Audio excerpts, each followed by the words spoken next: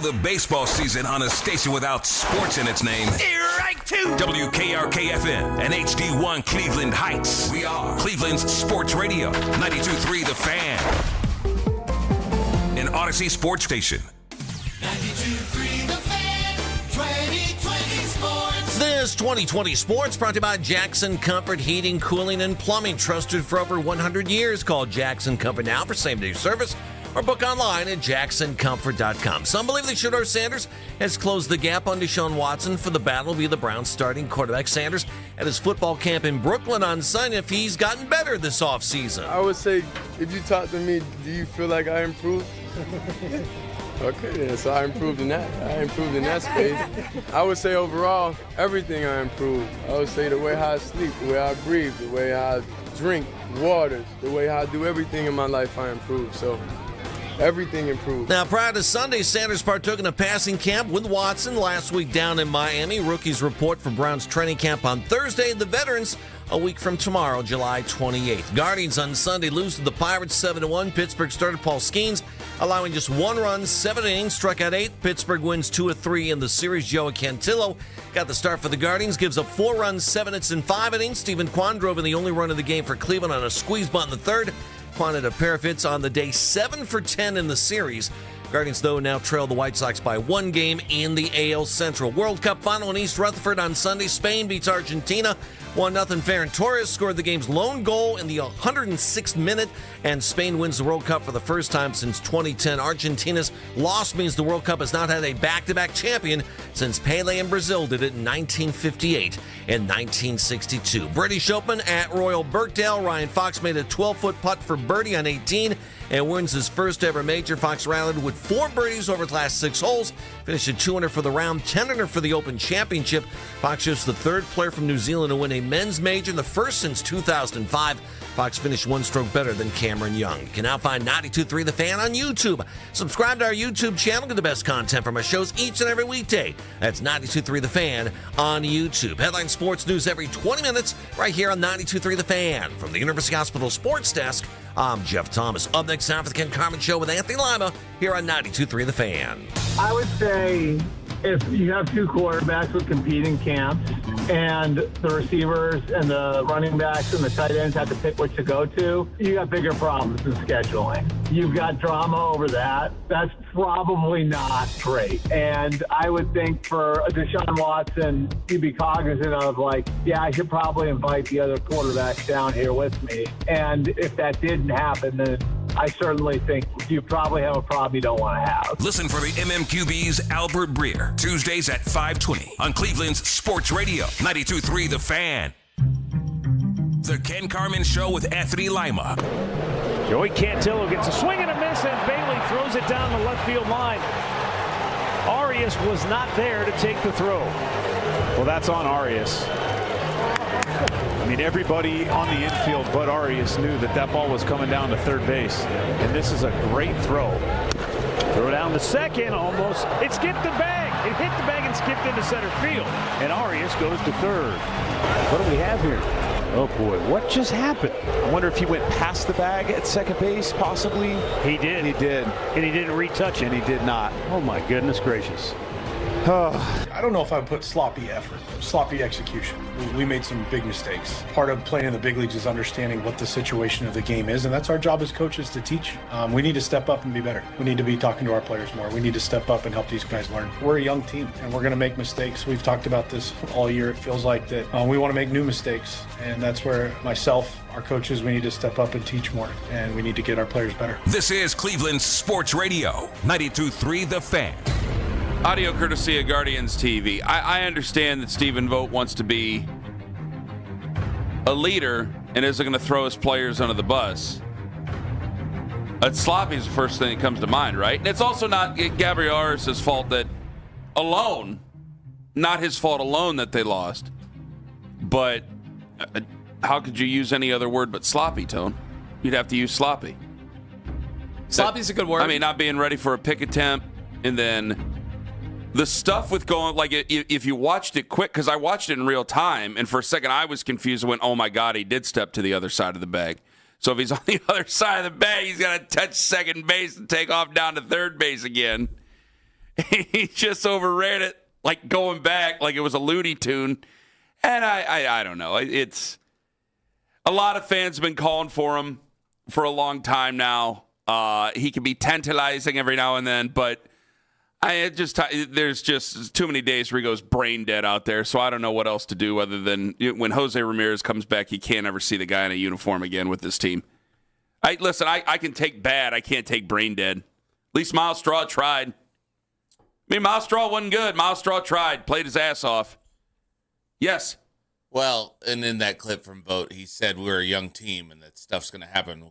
Arias is one of the veterans. He's on been the around. Team. Yeah. Yeah. I mean, I know he's young. He's 26, but he's been around since 2022. Yeah. It's a long time. They've made a lot of playoff runs since then. He's been not only a contributor in those, but also a reason for losses because of these gaffes. And yeah. I never thought he should. I always wanted to give him the benefit of the doubt. I'm done with him, though. Like, it's had enough. They just don't have any other real options right now until Jose comes back. No. Once Jose's back, it's time for him to go somewhere else. Would you love to know the conversations Vogt or anybody in the organization will be having with a guy like that? Like, I know when Tito was here, it just seemed like the clubhouse kind of policed itself over time. If it had to rise to the level to get to Tito in general, then you knew that there might be no going back. I don't know. It's hard to say with Vogt, just based on how he runs the clubhouse or things that we've heard. Like, is there a screaming match with a player? Does that happen in baseball these days? I'm sure it happens. I just don't know how. Well, what do you mean? I don't think I'd imagine it's not as prevalent as it used to be, wouldn't it? I mean, I don't know. We don't get very many reports of anything that goes on over there behind the scenes. Right. So I don't know if there's anything. It just seems to be hunky-dory, and he does seem to run a good ship. Stephen Vogt does. So I'd be surprised if there was any yelling and screaming going on or anything like that. I'm sure that it's, if anybody's going to police anybody, it's Jose Ramirez. But if he's coming back off the mend, well, then there's only one guy that you can have to play third base, really, and that's him, and he's played it poorly. And I understand what I said about Cooper Ingle just weeks ago. Cooper Ingle was in his first few games in Major League Baseball. If Gabby Arias was in his first few games in Major League Baseball, I'd be the same way. Just like if Cooper Ingle was 4 years in and doing the stuff that Gabby Arias did yesterday, well, then no, he's got to go. Owen's right. Khalil Watson did not have a great game yesterday, but he's a guy who hasn't, he's been up, 2 weeks, 3 weeks? And he's running it out. I understand he over pursued a ball, but it's still an over pursuit. Like, he's trying. He's playing as hard as he can. Like, I can understand mistakes. I can even understand sloppiness. But so I was there yesterday. Nobody in attendance knew what was going on the whatever overran second base, got challenged and thrown out, right? Mm-hmm. But just overall in general, horrible weekend for a Cleveland fan because it was full of Pittsburgh fans. It was embarrassing. It was flat out embarrassing the way that things went down. Owen's worked up. All right, I want to hear it. Now, it's embarrassing. Why? Because there were so many Pittsburgh fans in the stadium? Because you have a chance to shut these guys out. I texted you guys. I go, this should be the rivalry. He's I know upset. they're forcing the Reds and Guardians thing because they're in town. And I'm sure they, I don't know what they do for Pittsburgh's AL rival or whatever they have. I don't know if they get Toronto or who it is for them. But even with Philly's 6 hours away from it. It's not like they go take over, over there. They came and took over the stadium basically this weekend. Tons of not only Pittsburgh jerseys, kids, and I didn't know there were children that were fans of the Pittsburgh Pirates. I thought once Andrew McCutchen played, they didn't grow any new fans till they got Skeens, I guess, last year or the year before. Yeah, but they're already talking about trading the guy. Right. Not this year. Well, but and that's a tell as old as time for them with trading away pitchers that seem to be pretty decent, right? But then just the crowd pop. Here's how bad it was. We left in the 8th. Uh-huh. My boy wanted to go watch World Cup for some reason. You'll be proud. I saw it. And we went to eat, right? And we're walking out, and we hear the crowd pop, and we're like, oh, here comes the comeback. My wife and I have done this a few times where we're like, oh, no. It's a 5-1, 5-2 game. Like, let's roll. They haven't scored. Let's see if we can change.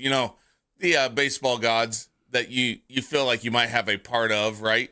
So we feel like we're going to change. We hear that crowd go crazy. I mean, it's loud. We are over on East 4th now, and you can hear the crowd cheering. We walk in. It was not a Guardians score. Oh, boy. It was a Pirates score. The Pirates, it was 7-1. When I left, it was 5-1. When I walked in and looked at the TV, it was 7-1.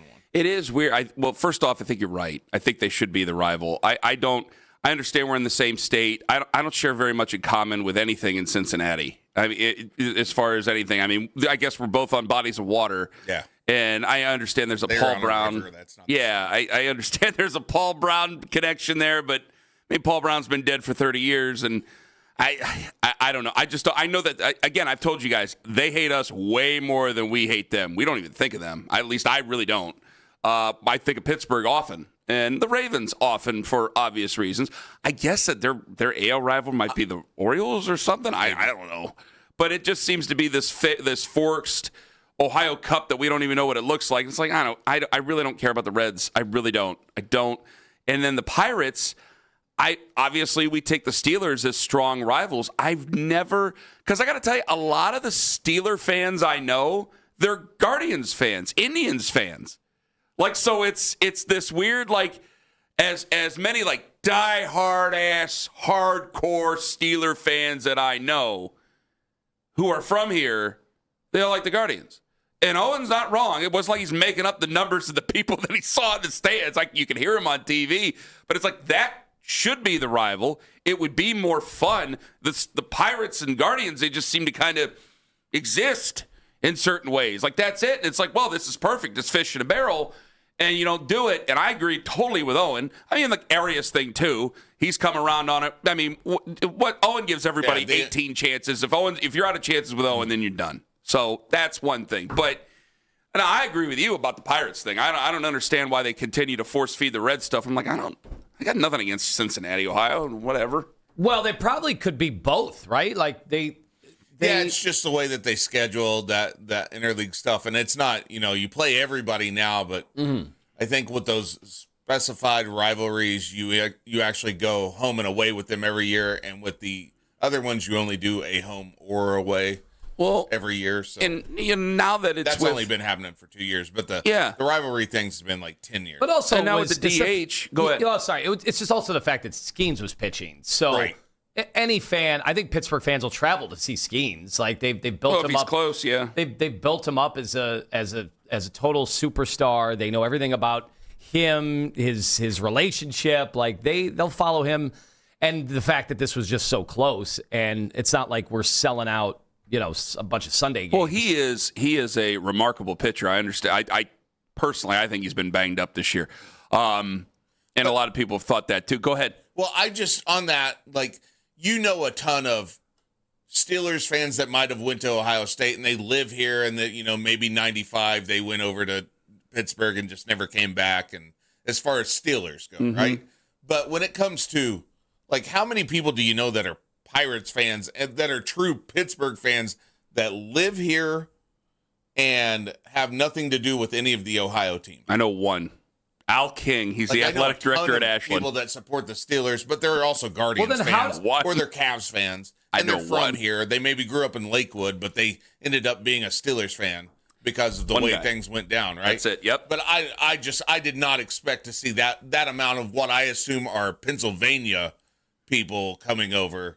Like when the Steelers and the Browns play here, that's a guy that probably lives next to you. He's just well, there has been, and you're right, because people from Pittsburgh, and I know this because certain radio show hosts out there, if they're not big Pirates fans and they live in Pittsburgh and like one of their teams they like are here, we'll go to Cleveland. It's 2 hours away. We'll make a day out of it. It'll be fun. So maybe that's what a lot of them did, especially since Paul Skeens was on the mound. You can go see Paul Skeens. It's a 1:40 and you can be home by 7. Check one off the box, being like, hey, I've been to an American League ballpark as well. Just like when people go to PNC or even Great American, even though I just said what I said, to go to NL ballparks.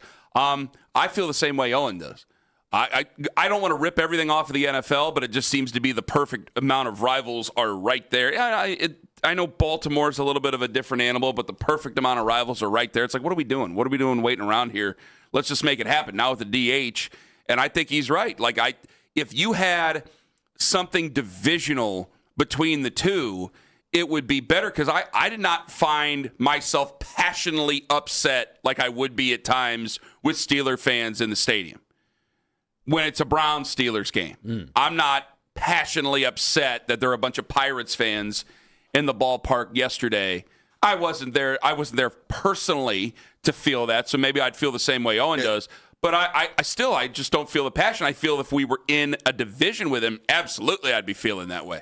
My passion comes from guys like Gabriel Arias. Yeah. Blowing, giving the out-of-towners the opportunity to have that pop. Now, unfortunately, because things went south yesterday and you have all the miscues, you're going up against, someone who's supposed to be a really, really good pitcher. I think just part of it was just the fact that it was a no-show. Like, even though there were opportunities to be had yesterday, you have been kind of controlling that game throughout, then it's fun to have the other team's fans there. Then it's like, why so quiet? You can really get into it and have some, gentle they were in the ribbing. game early and hadn't made a bunch of, then they just base running errors by everyone. I think P.D. Halpin had one too where he got picked. And we gotta tell people to slide at home plate anymore. DeLauder got thrown out at home. Didn't slide. Sliding. It's like, what was that? It was a weird day. Aren't guys supposed to tell them? Well, and Vogt brought that up in the post game. He said we didn't have anybody there to tell him to get down, and we're supposed to do that. Wasn't Watson just kind of standing there watching him get gunned down? It's like, hey, you have the view, the runner's back as to what's going on. He kind of needs to have some communication. Yeah, bad weekend. Just a bad weekend. I understand they had, the great comeback they had Saturday night, which I watched that. That was great. Yeah. That salvaged the weekend. But, when you only score in 4 of, 27 innings it was over the weekend, that's not good. It's not good. It's not a good way to start off the second half of the season. Not a good way to go about the business of it. And, again, with Gabby Arias, listen, I don't want to beat up one guy too much. I don't think one guy loses any particular game, but we've been doing this, as Owen says, 4 years. Yeah, they're a young team, but he's 26. He's been around for 4 years. And I just keep seeing the brain-dead moments happening. And it gets to a point where it's like, well, the only reason you're playing is because the guy's hurt. And when our icon comes back, it's like, yeah, if they want to send him out of here, they can send him out of here. Because I can deal with a lot of things. You can't deal with brain dead, not on a team like this. You have to be able to watch your P's and Q's, not being ready for Patrick Bailey, the other side of the base. The numerous things that have happened over the last 4 years, even the last 3 years, if you want to give them the first year as a mulligan, it's become inexcusable. And they just can't afford that type of stuff from veterans. Yeah, I can deal with bad days. Everybody has bad days. It's baseball. But brain dead every single day, like questioning whether or not your heart's in it or anything, it's a bad taste, and you just can't have it, especially for a team that's been really competitive here over the last couple of years. And it's crazy now because I don't know if you saw it, Boston has won every game. They've won 13 in a row, so they're in the wild card mix now. And while today, if the season were to end right now, we'd be in the wild card. You have 6 teams that are within 2 games of the wild card, and then you could expand it and go 9 teams within 4.5 games. So part of me that just immediately makes me think that the trade deadline is just not going to be.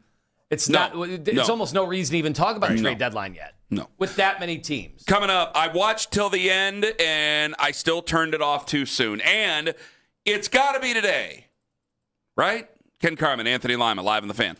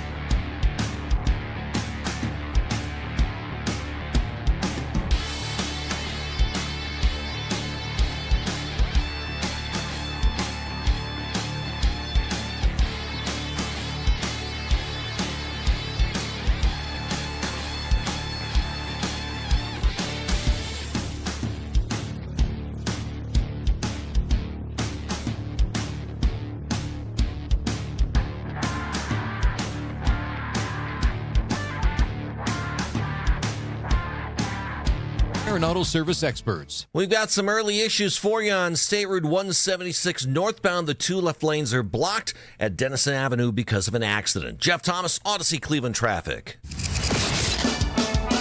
The best Guardians coverage is right here on Cleveland's Sports Radio, 92.3 The Fan.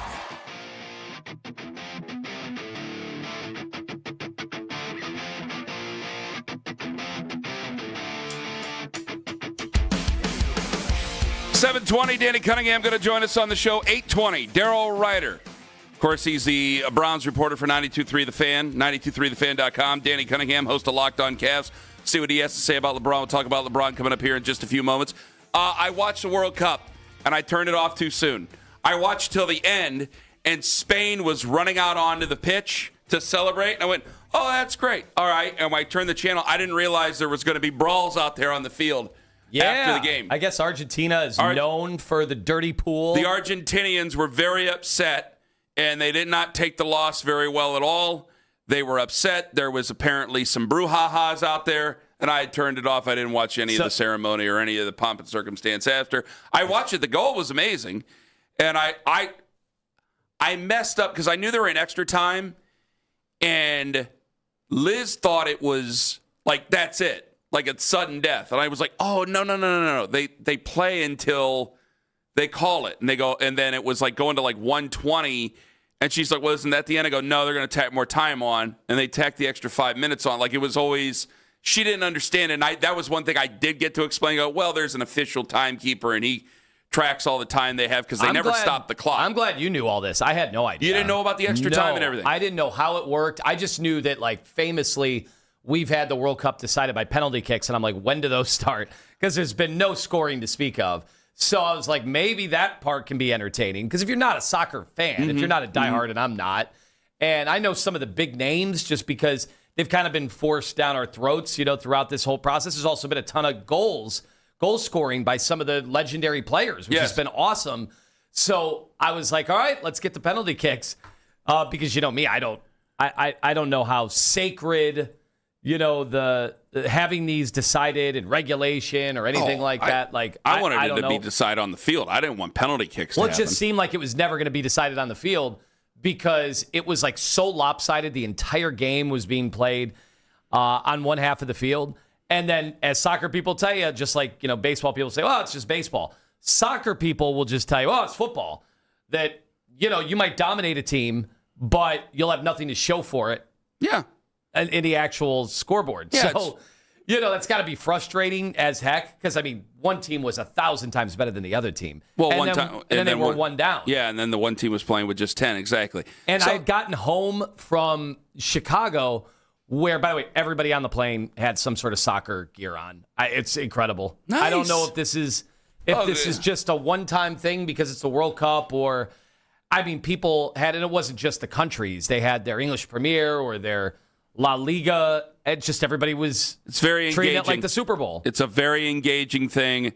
I enjoyed dropping in on it in the second half because I watched most of the Guardians until that got out of hand, and then I didn't do anything. I didn't even see a halftime show. Yeah. Then I went upstairs and just turned it on, and we all sat there. So I got home, but basically my wife was done with the kids. She's like, your turn, hand off. You've been away for the entire weekend. I need to go out and scream.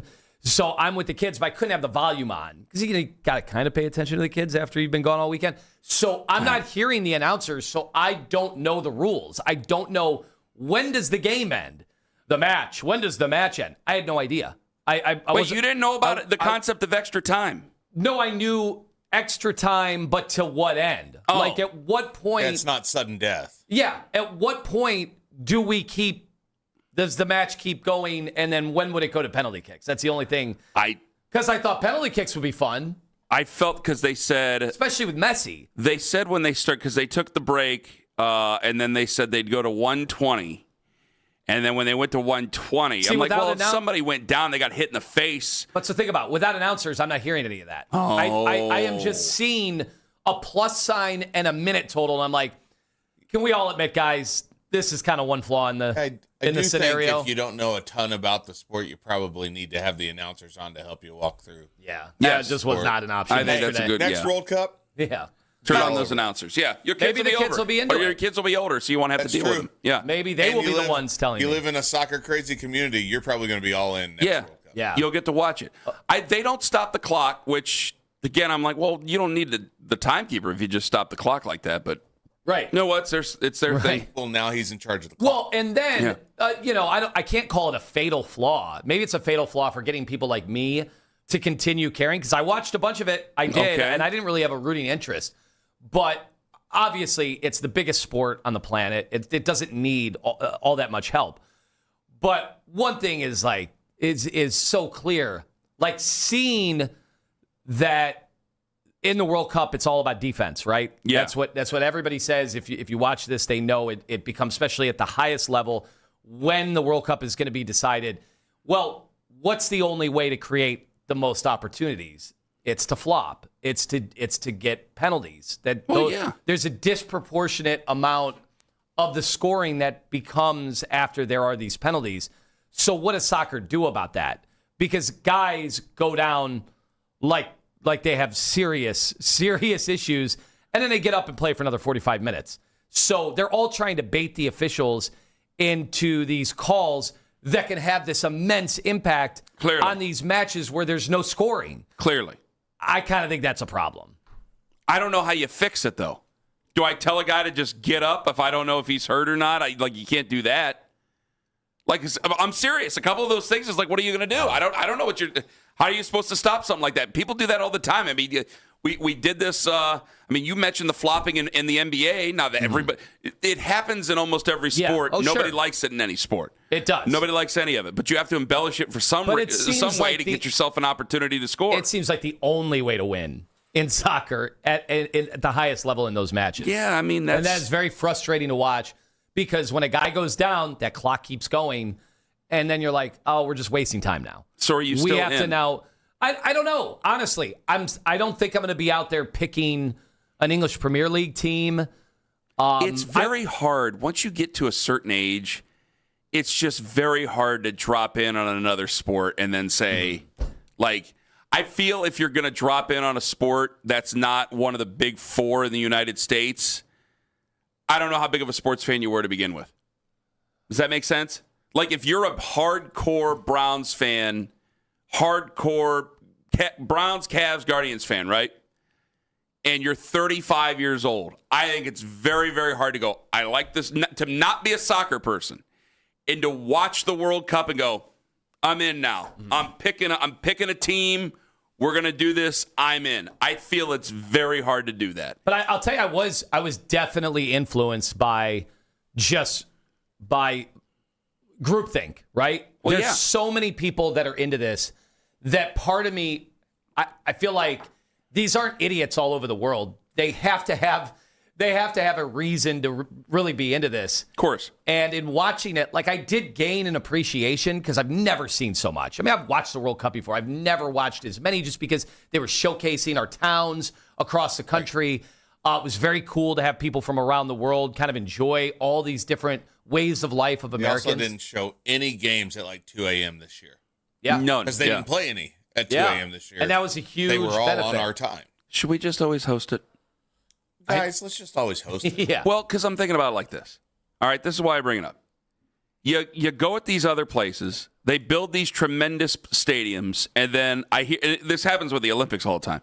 They build these tremendous facilities, and then they don't use them. It's like MetLife Stadium, the Jets and Giants are getting ready to play there in a month and a half. Yeah. And you're going to use once that they stadium. get that grass off there and get that turf the back pesky in. grass, you know how I that feel beautiful about grass, that. get it out. God. You can't just leave that beautiful Can't play grass on football there. Grass? Can't just leave that beautiful ass grass on there. No. Do you love the No. fact that they built the Allegiant Stadium, or whatever it's called, in Vegas, and they built it so it couldn't have soccer? Yeah. It couldn't have world soccer. The dimensions would not allow it. Which, whatever. But either way, it's like, well, we already have these facilities here. Whether it's college, whether it's pro, both. You are in no shortage of stadiums in the United States, and I'll throw Toronto in there, whatever. You are in no shortage of stadiums. And it's like, well, if we already got the facilities, we're already playing all these games.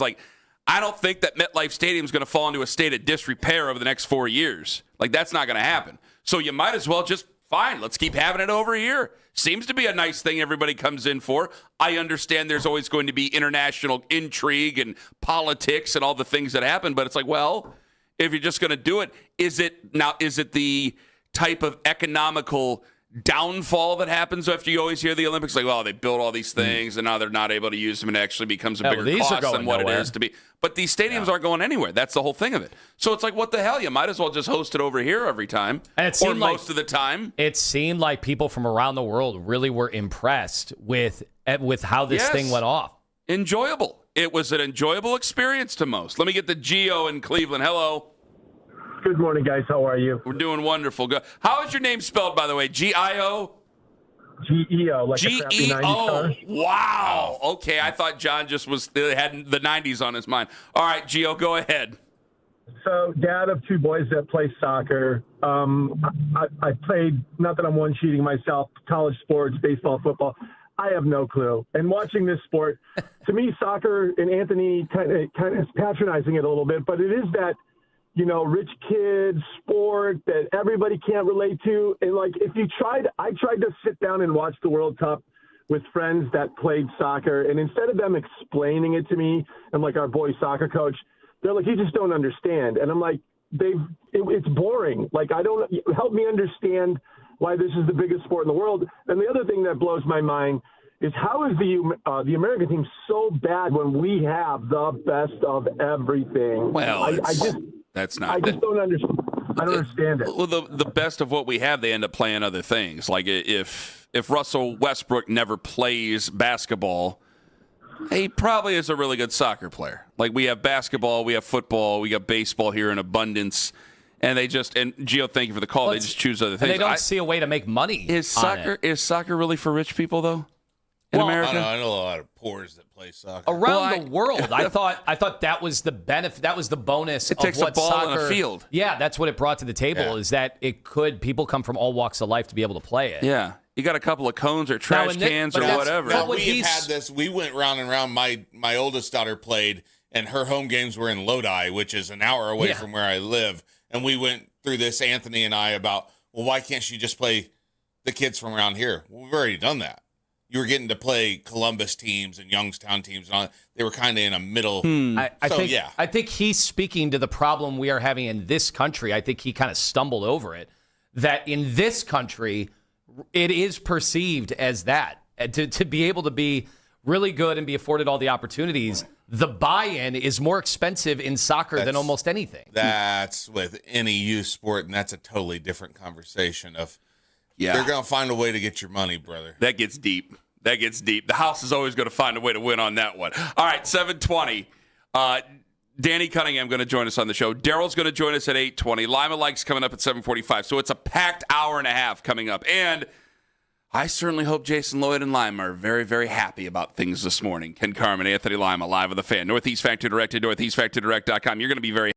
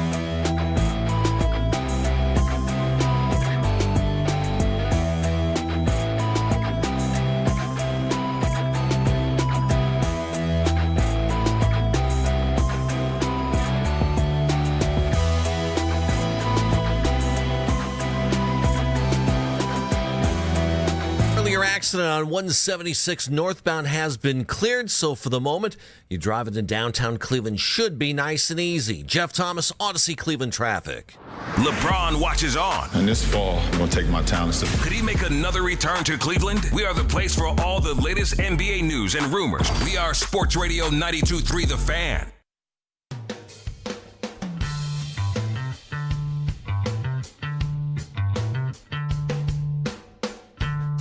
Hey, by the way, is the Tom Brady thing coming up in Lima Likes? Or is that out of your I had to ask around there to make sure that stuff was real and not AI. Yeah, him giving the finger to one of the Paul brothers at the World Cup. Yeah, that's all real, it seems. Them giving the finger to each other. Didn't he hit somebody with a chair, too? If you're going to bring it up during Lima Likes, I'll save it. If you're not, okay, because very odd stuff. Very odd stuff. Daryl Ryder going to join us at 8:20 if you want to talk about very odd people. All right, well, I hope you two are happy. I hope you and Jason are happy. Shedeur Sanders had his football camp yesterday in Brooklyn. It was free to all the kiddos. Saw some of the video there. That was wonderful. Seeing all the kids that were very, very, very excited when he came out. It looked to be a really nice time had by everybody. And Shedeur, he did talk at length, answered a lot of questions, was good with the media. And then you happen to notice something else that kind of seemed like he was a bit down in his first year here in Cleveland? I don't know what that was because I had a bunch of people tag us in it. So I watched it, and it was one of his videos, kind of like he was getting very introspective. And I always find him very interesting to listen to because as somebody who's become as popular as he has with a group of individuals that have become,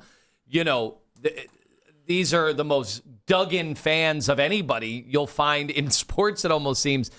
I'm always interested to hear what he is saying, what he is communicating to his fans, maybe even his haters, because he likes to address his haters all the time, which I find very, very interesting as well. Yeah. So here is Shedeur Sanders. This is from yesterday, correct? This is from his... This was published 2 days ago on YouTube. It's called Shedeur Sanders, a short film. Oh, this is from a TV show that he's making. No, a short film.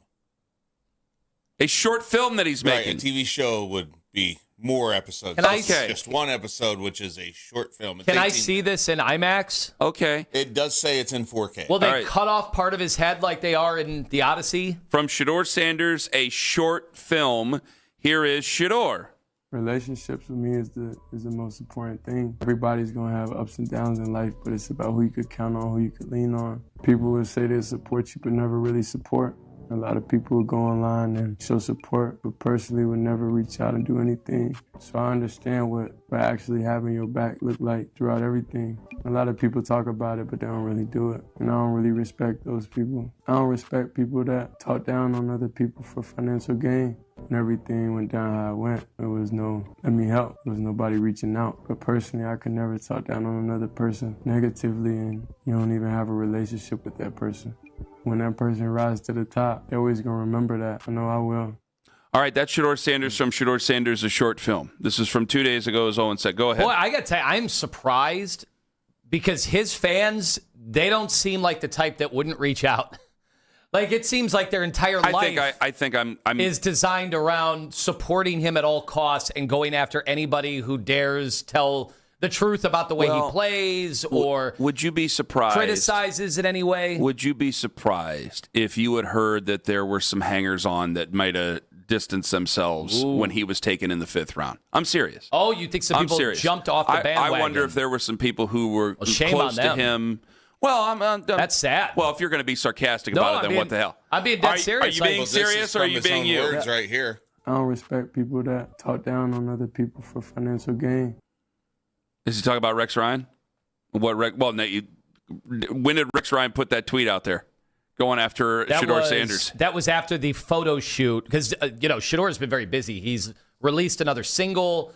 He's doing the short film. Oh, you mean Turn Back, which was featured in the Shedeur Sanders, a short film featuring Turn Back. Okay. That's good cross-promotion. That's smart. Listen, he might not be the future quarterback of the Cleveland Browns, but regardless of what Rex Ryan or you or anybody thinks, like he does have a brand that he has to promote. There are people who love him dearly, and there are fans of his, and is it not good for his business? So can he not do things that are good for his business? Listen, I'm in a very open year here. Yeah. Like, if he goes out and he plays well, great. If he doesn't, we got the list. Everybody's got a list of QBs off the top of their head that they could think of for 2027. So if he can handle it all, great. It's a great story.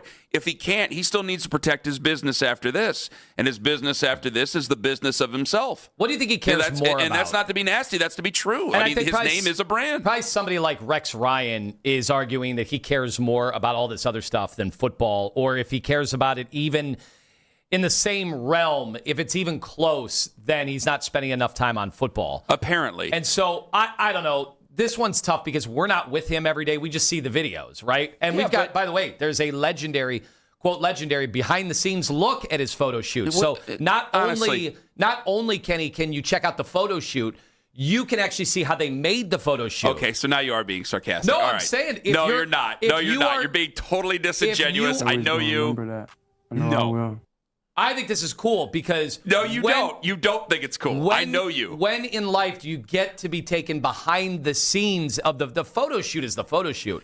Could you be serious? You get to see him. Could you be serious for once? And you could see he's getting into his role, right? Like you could tell right before, as I watched the behind the scenes, you could see him going through it and just making sure he's in a place where he could be photographed in the most legendary way. Could you ever say they support you but never really support? Can we have a conversation about him without you being facetious? I gotta say, shame on these Shador fans. No, it's not gonna happen. And they're on our YouTube page. Okay, great. Did you not reach out? Because he's saying, hey, yeah, you guys all wanted to be a part of this when I thought I had a chance to win the Heisman or the national championship. And then what? You guys disappear after I get picked in the 5th round? Like, that's not cool. Go online and show support, but personally would never reach out and do anything. I think what he's...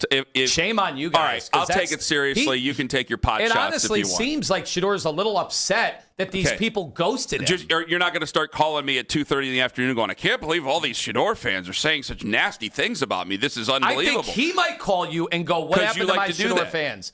What happened to him? Because they've disappeared, apparently. Well, if he wants to, if he would want to talk to anybody off the, fine, give me a call. I don't care. I'm being dead serious about this. The guy throws up a historically bad, rookie season, and you guys go away. Here it is. Here it is. That's something he's got to amend with his fans. I don't think Shador Sanders I don't think he ever expected this. Shador Sanders never looked to you for friendship. Okay, but I'm sure there were probably some people who were hangers-on that he thought were his friends, and all of a sudden just kind of moved on in a different direction after he got drafted in the 5th round. And I bet you, after he wasn't starting the season, I bet they probably tried to get their hooks dug into somebody else. Now, if you're going to sit there and actually have a serious conversation, that's fine. But I don't know how I can have a conversation with you if you're going to be that way. Probably somebody else. Who knows? Who knows? The world is full of bad people that probably try to con anybody out there. They're not. Are they jumping to Deshaun Watson now because people think he's going to start? No, not Dylan Gabriel. To me, that's no. I don't think they're jumping to a different Browns quarterback, Anthony. Honestly, if you listen to that and watch that, he looks a little rattled. It looks like he's very surprised because it's the first time maybe in his life that people have jumped off the bandwagon. I'm imagining that he had some people who he thought were his friends. I'm guessing he had some people who he thought were his friends at Colorado or even Jackson State, and then all of a sudden the draft happens and this last season happens and you're not calling me anymore. You don't want to hang out anymore. What's this? Who wouldn't want to hang out with him? Did you see that house that he's at taking those pictures? There are bad actors and everything, Anthony.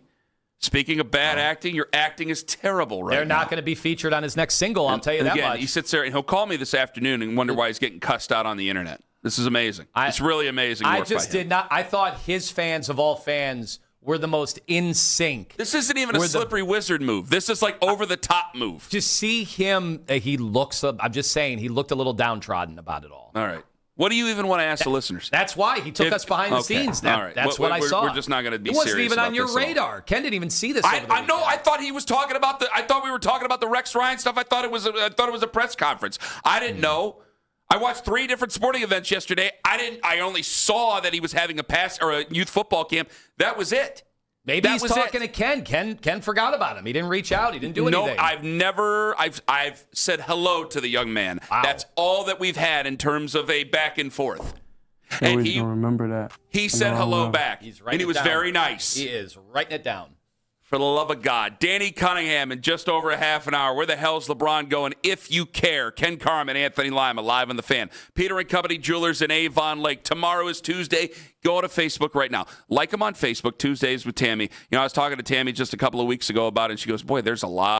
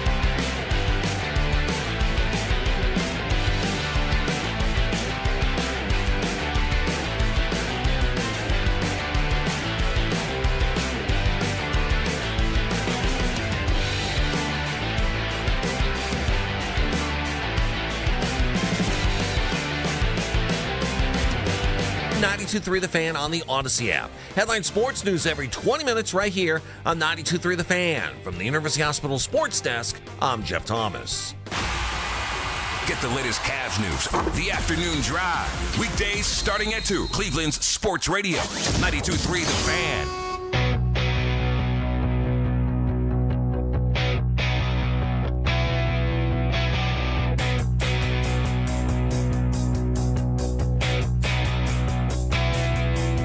Oh, is today going to be the day? Who knows? Let's have some fun. Let's see how much longer we can drag it out. It's getting in the way of the lifestyle a little bit, has it not? Of which lifestyle? Everything. Are people tired of asking if LeBron's coming back? Are they tired of answering whether or not they think LeBron's coming back? Are they tired of wondering whether or not there's any intel or anything like that? Are you getting a little bit tired of it? I give my schedule to the other youth football coaches there, and I'm like, listen, I know this is really weird. Whatever day he makes his decision, I'm just not going to be here. If it's if it's Monday through Thursday, whatever day he makes that decision, I'm not going to be there. Which is as weird as it is. And it's, I think, a lot, because I got to go over to 8 and do that. And I'm just going, come on, let's go. We're going on 3 weeks now. What's taking so long? Yeah, but it's not like it was like last time in 2014. I mean, we had CBS National was here. We had CNN. They were here. Yeah. Like, it's very different this time around. Like, they're probably mad at him because their whole big billions and billions and billions of dollars television deal is on hold until he makes his decision. And what I don't like about it is that there are a lot of people who are drawing the conclusion that if it were Cleveland, then it would have been done a long time ago. And that's why they believe it's not Cleveland. Clevelanders are saying this to me. Yeah, that's not been my opinion at all. It's not been my opinion either. I'd like to ask you why, though, it's not your opinion. Because my opinion's been like, well, he has a flair for the dramatics. There's also he has to keep them on the – you can't just go and give anything to anybody. You have to make the money work. You're not going to play for the league minimum. That's been my reasoning for it. But I'd like to hear your reasoning why, because there's been so many people now over the last, I'd say, 3 days. From Friday when he was like, hey, I'm not making the decision today, so we're not doing this today. You guys don't even have to ask. During that one TV show at Fanatics Fest to now, I think so many people have started to say, well, if he were picking Cleveland, he would have picked Cleveland a long time ago, so that's why they... Well, he definitely had stuff planned in terms of the 10-year anniversary stuff. He was away for a week and a half for that. Then he came home and clearly had some stuff with his high school teammates and his high school friends. That was another week, basically, of him doing things. And then there were the obligations in New York with Fanatics Fest. And so now, with pressure coming apparently from the commissioner, who said, let's go. We got to start to schedule stuff.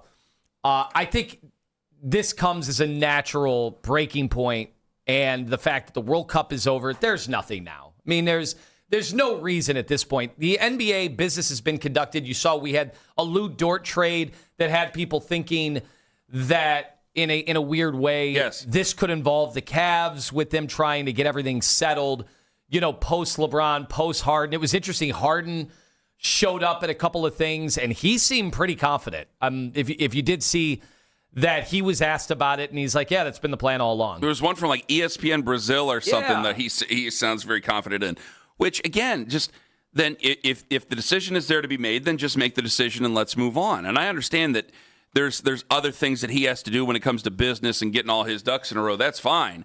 But it is kind of starting to hold things up because, again, like John Fanta's thing tomorrow. I told John, I go, listen, if he makes a decision on Tuesday. Yeah, he's got a broadcasting boot camp on the east side that we're supposed to attend. Or we're supposed to talk at, which I don't know what the hell I'm supposed to say. He has given me no notes on what to say, so it's just going to be you and me up there, maybe bebopping and scatting all over the stage or wherever the hell we're going to be. I have no idea, but I said if he makes his decision on Tuesday, looks like Tone's going to be solo. Yeah, well, because we got things, and probably today, both of us probably won't be able to be there. You probably have to go do other things. Well, today it's the Austin Carr outing. That's right. Up at Quail. I forgot about that. And so there are going to be some key Cavalier figures, not the players, but some people, let's just say the business side of things. They're going to be there. I mean, I imagine they'll just disappear for the back nine because now it's time to turn those machines back on when it comes to season tickets. Well, honestly, yeah, because I'm sure that they've already got an idea of what prices would cost. Oh, yeah. So if they get them back, like, here's what the prices are going to be. If they do get them back, here's what the prices are going to start at. Like, it's probably that type of deal. Here's what it's going to be. Press 2 to talk to a season ticket, to somebody, the account exec over there with season tickets. Okay, they get through. Okay, how much are the tickets? How much will you pay? Wait, that's not the question. How much are the tickets? No, let's seriously. How much can you pay? Can you dip into your 401k? It's the Michael Jordan thing. What makes you uncomfortable? And then let's work back from there. Yeah. And usually let's just stay at uncomfortable here because that's how much they're going to be because we know that you're probably going to try to make money back on the back end. Because this is it. Yeah. It is a free market enterprise. Why not? You might as well go ahead. But I do start to ask, it's taken all this time. Like, I think we're in a good place with him. We've been in a good place with him for a long time. He's always going to have detractors. He's always going to have a very vocal but small minority of people who hate him here. And the longer he takes, if he picks Cleveland, fine, no big deal. But the longer he takes, and if he doesn't pick Cleveland, like I said, I won't be mad at him. Am I not going to be mad at him? Well, we've been doing this 3 weeks, and now we're starting to affect other things in life. Will you be mad at him, or will you be mad at the Cavs for all in... My first reaction would probably be to be mad at him. Then I need to hear about what the Cavs did or didn't do to get him to come back and finish his career. It's pretty obvious when you heard Kenny Atkinson, when you just heard James Harden, they seem pretty confident that they are getting him. But if I found out, say he picked the Miami Heat today or tomorrow or whenever he decides to make his decision, if he picks the Miami Heat and I find out that they did what you wanted them to do, or what you and I were arguing about 2 weeks ago, which is they don't really need to make a pitch. If they didn't really make a pitch and they didn't really give anything enticing to Rich Paul, to anything like that, I think I'm going to be pretty upset. Because it's you just decided that you felt that he was just going to come back because of the story, and then that's it. They're yeah. I'd like to hear this something was going to be a favor that was going to be done? I'd like to hear something legitimate, because my standing is still the same as it was back on Thursday. Is that, guys, I've said everything there is to say to possibly entice him to come back. There's no more I can say. I'm just repeating myself over and over and over again, and that's what we're all doing. Why would he come back? You've all said it. You've all thought it every single way through it. So there's nothing more to do other than to sit there and wait for him to make his decision. And the longer we wait, I think the more at risk some people would be. And I don't know if they feel this way in 10 years or anything like that, but I think you're going to get a very nasty, visceral reaction if he decides to go somewhere else right now. Yeah. But I do love one aspect of this. I just hope he keeps... I hope he just makes everybody wait longer, because I see how mad you're getting and how your precious time, apparently is being compromised. I care about my time. I can't wait for my phone to light up. I hope that's pretty effing rich right there. I hope he wait, because you started Classic. this. Only child syndrome. Notice what Ken led with this segment. Well, him or me? I got my youth football. I got back to my time. Yep. And so I hope he waits another week. Oh, the king of your time not being wasted. The king of checking your watch. The king of falling asleep in meetings. Hope he jeopardizes the king of not picking up the phone. The king of having me kicked off the speakerphone from somebody else over there. The king of time is all of a sudden wants to call my time out. Every day that Kenny's precious time gets compromised. Yes, I love it. I have obligations to other people. Take your time. I have obligations to other dads. I've got all summer. I have obligations to the children. What's your obligations? I've got all your summer. obligations is to two. Well, you do have the emperor over there, but I can't say much because her dad listens, so I don't want to get anybody upset. I'm essentially a stay-at-home dad right now. I leave, I go home, I hang out with the kids. Take as much time as you need, LeBron, as long as it makes Kenny annoyed and uncomfortable. Yes, because Kenny's getting more and more annoyed. It's the same by thing. the day. It's the same thing. He has all it's the same thing with these youth football coaches. Because you got to sit there, and then when he makes his decision, and he's standing over there at third base, and he's got to sit there on his phone going, all right, what are we doing here, John? Because he's got to lead John around because he's a young kid. How is Streetsboro youth football going to recover without having Ken there today? How are they going to recover? It's the beginning of the season. You already got These your are ass important kicked at the Horseshoe last time you had a big matchup. That was 2 years ago, and we haven't stopped thinking about it. Much bigger program. I don't even want to hear that. With smaller guys. It's a good program, damn it. It's a good program. a group of. And remember, that was crappy that was still two different age groups right there. And then you guys got kicked out of the shoe. They won't even let you. We didn't do anything. Neither did the fine folks at Avon Lake. Everybody in Avon Lake and Streetsboro and Springfield, for that matter, were very well behaved that entire time we were down there 2 years ago. That's not our fault or either of the other two communities. LeBron, milk it. Take as much time as you need. No, this do not. This is a very important decision. Do not. You've got apparently I hate you. His daughter. God, do I hate you some days. This is one of the days I hate you. The people in the scoop business. I need him to make a decision they're because apparently I can't get starting to reference his daughter and where she wants to live and that she doesn't want to live in Philly and that she's got this burgeoning volleyball career. I need to get a straight answer out of him soon because I can't get a straight answer out of you. You totally, I mean, the Shador segment, there was nothing real that you gave in there. You were doing nothing but trying to fan the flames to get the Shador fans mad at you. Now you're ripping on me because I know what you are. You're bored. You're tired of talking about LeBron. You don't want to admit it, but you are. And so here we are. I could never get bored talking about what has been, our cash cow. Don't act like you're not bored. For 20 years. You're bored.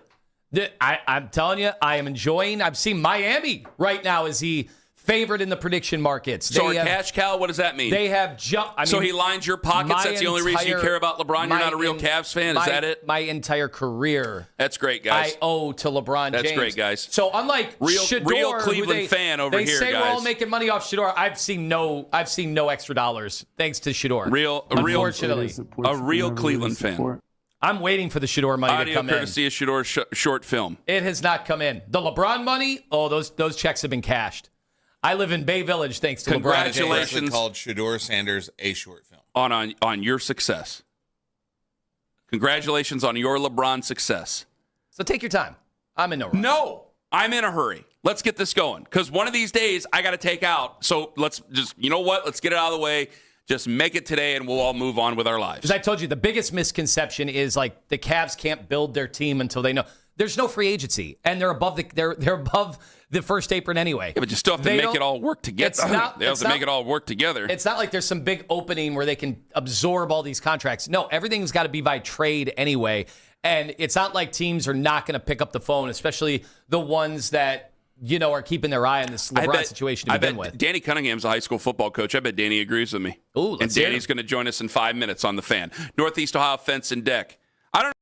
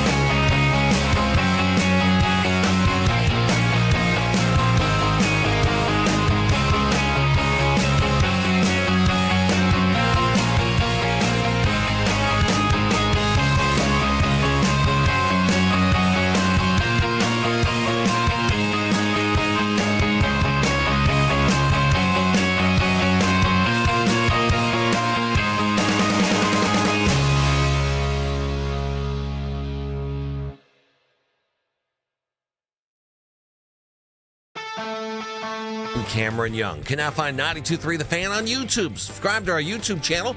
Get the best content from our shows each and every weekday. That's 92.3 The Fan on YouTube. Headline sports news every 20 minutes right here on 92.3 The Fan. From the University Hospital Sports Desk, I'm Jeff Thomas.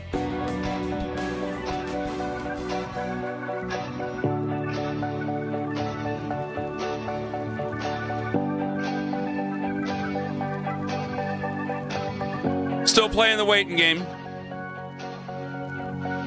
But I'm sure this man has something new. Danny Cunningham joins us right now. He's on the Wise Heart Right, We Make It Right, Call Kyle Right hotline. Danny, good morning. Is today the day he makes his decision? I sure hope so, guys. I didn't hear hope. I want to hear yes or no. I want to hear a yes or a no, Danny. I wish I could give you a yes or a no. I thought it would have been a yes last week. I've been... I got on a plane to go to Vegas a week ago, like right now, and I thought there's no way that he doesn't announce when I'm in Vegas. And here we are talking a week later, and we still don't know where LeBron James is going to play basketball next year.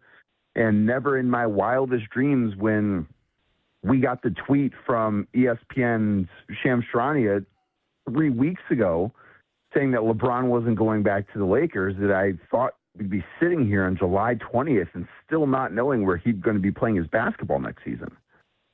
It is pretty nuts. And it's gotten to the point where I think what'd you say there, Danny? It's wild. I thought you said it's cruel. Crazy to me that it's taken this long. I thought you had said it was cruel there for a second. Well, Danny, it's gotten to the point now where I'm like, when he first decided that he wasn't going to go back to the Lakers, I felt the same way you did. Like, I thought it'd be done in about a week or so. And at first, it was like, well, I mean, if he goes somewhere else, I'd be disappointed. I don't think I'll be mad.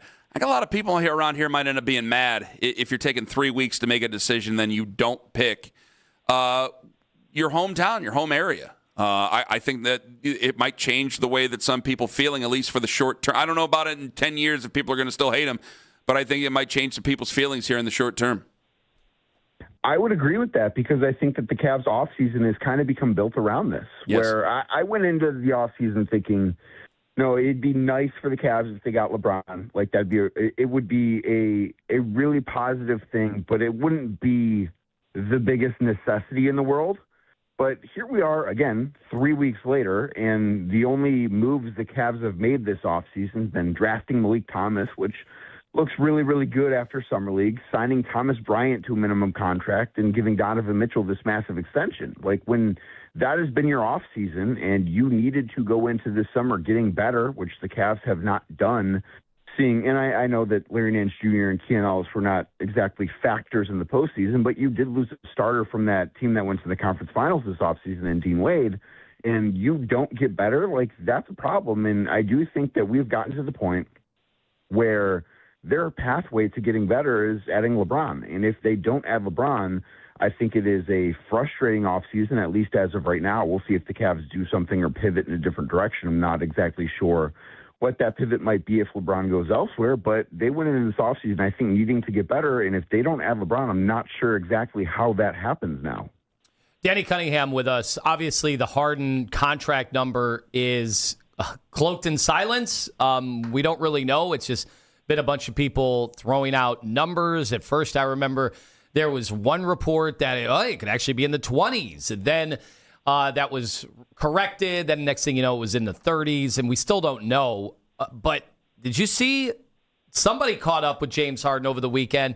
And I know he was at the soccer match with Donovan Mitchell, apparently, or at least they did a photo op at one point. Do you think he knows? I don't think he knows what the exact number is because I think it depends on LeBron. I think if LeBron comes back to Cleveland and let's say is on the non-taxpayer mid-level exception, which is, I believe, $15.9 million for this year, James Harden's going to be making a little bit less. Let's say LeBron James decides to go to Miami. I think that number for James Harden increases a little bit. Like, I do think the amount of money that James Harden is going to be making this next season depends on what LeBron James does. Like, I really don't – I think he knows – what it could be both directions, but I don't think he knows exactly what he's going to be making. I don't think anyone knows exactly what he's going to be making until we know what LeBron James decides. I think he has a pretty good idea one way or the other, but I don't think it's final until we know where number 23 is going. You know, and I also think Danny Cunningham joining us on the show, what exacerbates this with the fan base, it's not, you know, if it were 2 years ago or 3 years ago, something like that, you know, you're joining a really nice core. I know there'd have to be some corresponding moves, but you're joining a really nice core that a lot of people are excited about. I feel that, I keep using the term malaise to a point where it's almost become comical, Danny, but, I mean, you have a fan base that doesn't believe in this team. And so you've turned LeBron, or LeBron's turned himself in this case, into the one great big hope that things are going to change for the better here. And if you don't get him, they go right back to not believing in this team. And then, you start asking questions that are just unfair of the organization. Things that we might not know, like, did you do enough? Did you do too much? Is this an indictment on? And that I think is probably a fair conversation, but then we get to the unfair stuff, which we were just thinking emotionally about, like, is Donovan not good enough? Did Donovan not do enough? Is this an Evan Mobley? Like something like that. You start to wonder why, and it's patently unfair. It would be unfair, and again, I think this kind of goes back to this transferring from something that would have been nice to something that has become a necessity because it's taken 20 days and the Cavs haven't done anything. And I do think that is, I hate to put it on any one person if they don't add LeBron, because we will never know. Most likely we'll never know exactly why they didn't add LeBron if they don't add LeBron. But you're right. Like, it would be something that would be, I think, at a minimum disappointing and at a maximum close to catastrophic at this point because of the way the offseason has panned out. But it is difficult, I think, to put blame on one person if they don't add him. But again, I guess we have to wait and see for what he decides and ultimately when he decides at this point. So if that decision comes down today and it's Cleveland, what's the first move that you think Kobe, and do we have another GM yet? Is Brandon Weems still unofficial at this point? What is the next move? Well, I do think Brandon Weems will be the GM no matter what happens with LeBron. I think that should be the case. And, if that does happen, that's not something that is because of LeBron. And I think that's something the Cavs should make clear. I don't know if that will happen, though. But I think that the next move would be trying to add another wing. And most likely, my guess would be a Jared Allen trade, because the Cavs are, and Jared Allen is a really good player, and he's been put in trade rumors for the last several years and obviously has not been moved. And the Cavs think really highly of him, but they can't trade Donovan Mitchell. They're not trading Evan Mobley. They're not trading James Harden. And if you want to get better, if you want to look different, you have to give up something of substance to make that happen. And if all of those other things are true that I just said about the other players on the roster, then who else are you moving? Like, is Max Strus going to be somebody that really, by trading him, that you can really fundamentally alter what this team looks like? I kind of doubt that. I think you could get something nice, but I think if you really want to make a significant change in addition to LeBron, it kind of has to be Jared Allen, not because he's not an awesome player, but because you really don't have any other options. Outside of the Cavs, Danny, who do you take most seriously? For LeBron? For LeBron, yes. Miami. I would be floored at this point if it's not the Cavs or the Miami Heat. I have never believed it was after, I shouldn't say never. After the first 2 days passed, I thought, okay, it's probably not going to be the Warriors. I don't think it's going to be the Sixers. I do think LeBron cares about the legacy aspect of this, and I think that's part of the reason why it won't be the Warriors. I don't think he's going to wear a random jersey. I do not foresee him wearing a jersey he's not worn throughout his career. And I think it's going to be the Cavs, or I think it's going to be Miami Heat. I don't know which one it's going to be. I think the Cavs are the team that still makes the most sense. But I think if you're a Cavs fan, you should be a little worried about the Miami Heat because he's got history there as well. And obviously the Heat have gotten better this offseason by adding Giannis Antetokounmpo. So I do think if it's not going to be Cleveland, I think it would be Miami. I've seen some chatter online, and people have even, been going after me, say, well, the Cavs, they haven't done anything to get better.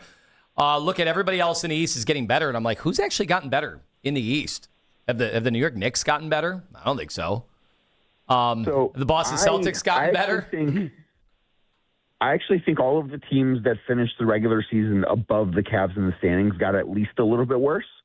And I think most of the teams that finished below the Cavs in the standings got at least a little bit better. And I know that the trade has not become official yet because they're still waiting for some reason on an investigation on Kawhi Leonard that has taken way too long.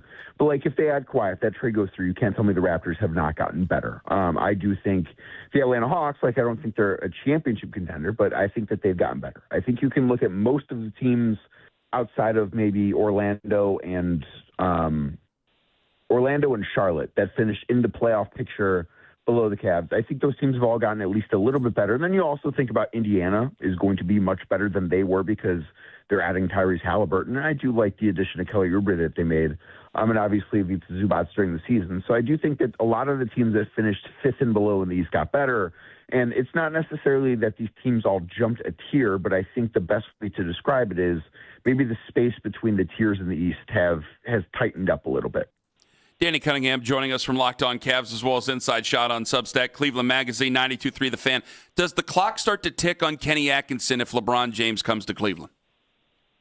I think the clock is I think Kenny goes into the season under pressure no matter what, no matter if they have LeBron or don't have LeBron. Like, my guess would be that if the Cavs got off to the same start as they did last season, this upcoming season, that the seat under Kenny Atkinson would get really, really warm. And I don't think that having LeBron or not having LeBron changes that, because I think there's a lot of pressure this year for this team to get over. They got past the last stage and got to a conference finals finally, but now I think like they need to be a team that goes into the season feeling like they can win the East, and they need the season needs to reflect that. And while I don't think that the roster has done enough to warrant that this offseason so far, I think that LeBron or not, there's a lot of pressure on Kenny Atkinson this upcoming season. Do you think he would sign a 1 or a 2 year deal? LeBron? Yes. I think he's going to play 2 more years. I don't know if he would sign a 1 or a 2 year deal, but I think wherever he decides to play this upcoming season is going to be the last place he plays. And I think he's going to play 2 more years, but there are, especially if he signs for a minimum, there are reasons for it to be a 1 year deal. Like it gets subsidized by the league. It counts differently against the salary cap. So I would most likely think it's a 1 year deal, but I expect him to play this year, next year, and get to 25 years of service in the NBA, which is a ridiculous thing to think about. I don't know if the contract, again, is going to be 1 or 2 years, but I think he plays 2 more years. And I think wherever he decides to play, hopefully today, that's where he will play both those years. Are you still coaching football? I am. Okay, so what did you do? What do you have to do to change your schedule when LeBron makes his decision? Because Lima just started making fun of me and ripping me, and Owen actually didn't help him. He just kind of nodded to keep him going. That's kind of how that went there. Doesn't sound like me. Yeah. What do you mean exactly like schedule? you. What'd you say, Danny? What'd you do? What do you mean to change my schedule? Because we're not we have off this week and next week. You're off? Wow. So we had our instructionals earlier in the summer, and then this is our training camp begins, I believe, next Monday. So I'm off I don't have football this week. And wow. I hope that this does not drag out another week. You guys aren't working out out another week, I'll have to figure. Congratulations on all your success. It's our week off, just like the Browns. They're off the week before their training camp starts. Are Ken's kids overtraining? You want to compare yourself to the Cleveland Browns? What Are you want to do? Ken's kids going to get burnt out? Didn't know it was going that well over there. I had no idea. Damn. Is it going well for the Browns, Ken? See you Wednesday, huh? Wow, we got some Shermers over there. Didn't know it was going so well. Well, you wanted to compare it, say, well, the Browns are not the team to talk about taking time off here. I was told there are no days off. Well, we've been working all summer, Ken. It's good to refresh and recharge a little bit before it starts for real. Okay. Yeah, well, I mean, I tell myself the same thing every season. To me, like you guys waited a little too long to get going. Who, us? Oh, brother, we've been you got to work with travel baseball. That's not gonna at my level. You understand? Yeah, that's gonna take a time. All right, Danny, thank you for time. Thank you for the time. All the best, and we'll talk to you again hopefully soon after he makes his decision. See See you guys. Thanks for having me. Thank you. Danny Cunningham, Locked on Cavs, Inside Shot on Substack, Cleveland Magazine, 92.3 The Fan. Outstanding with him. I want to break down one of the first things he said coming up at 8 o'clock in that interview. And Lima, what are you having Lima likes? Boy, I didn't realize that I was traveling with some very famous folks yesterday. Ooh, fun. We'll talk more about that in Lima Likes at 7:43 on The Fan. Classic Honda in Streetsboro. Yes, when it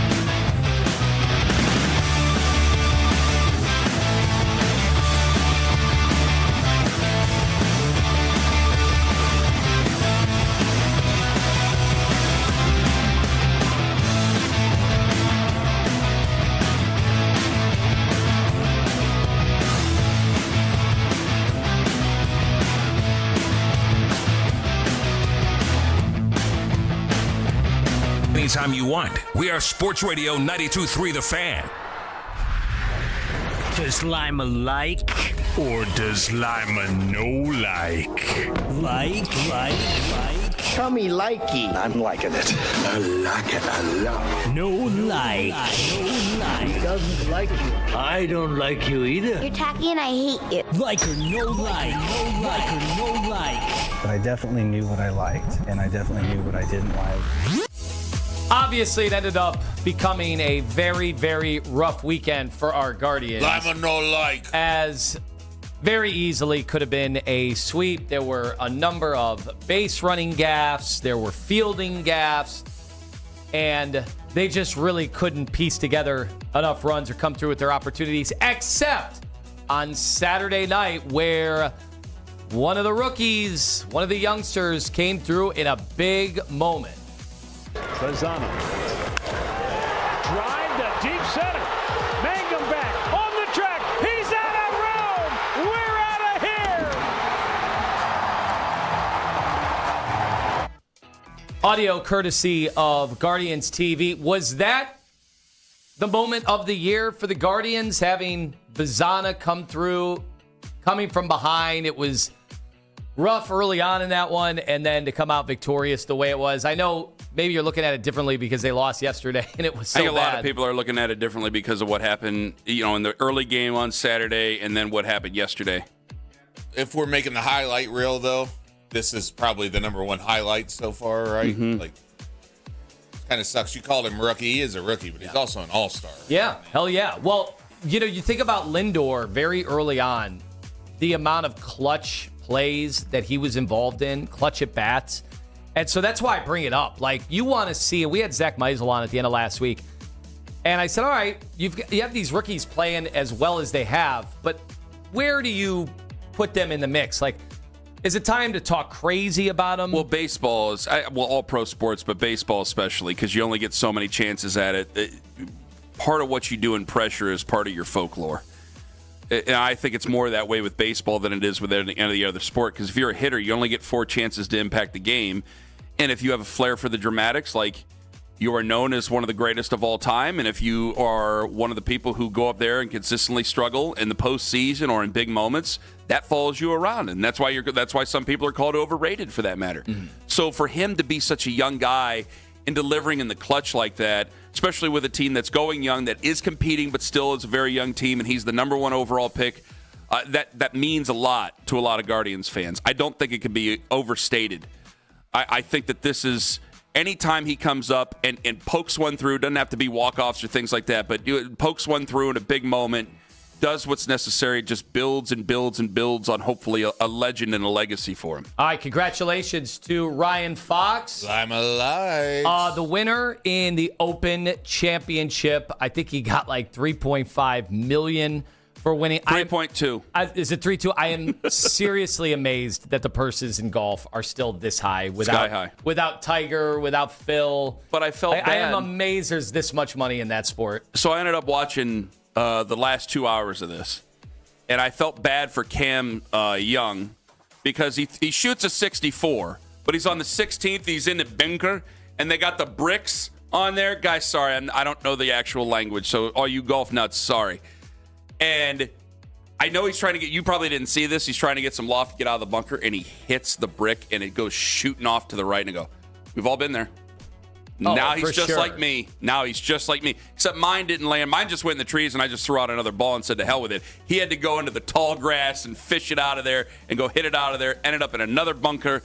It was a rough hole for him. Everything else was fantastic. Yeah, that he heard the ovation when he was like warming up in case there were extra holes. Yeah. And you could just see he's like, time to pack the clubs away. It had to be a weird Good outing. Still good outing. The thing about all you're rooting for is no noise. You're just rooting for no noise, and then he starts to hear it. He's like, that's noise. That means it's over. Tough because he still had like another hour to wait before the potential playoffs. So you're kind of like, how do you get back into a zone there? It's not just like, I can't imagine what it's like, because it's just like, here's a hot dog and here's a beer, and we'll see after the 18th. Like, that's what you do at the turn. And I don't understand going back into a clubhouse cooling off, and then like, all right, we got to go get warmed up again because we might have to do it, and then having to walk back in going, oh, time to book a flight and get the hell out of here. And is that it for the majors? I think that's it now. Yep. No more. No more. The old days of the PGA Championship See you in being April. later.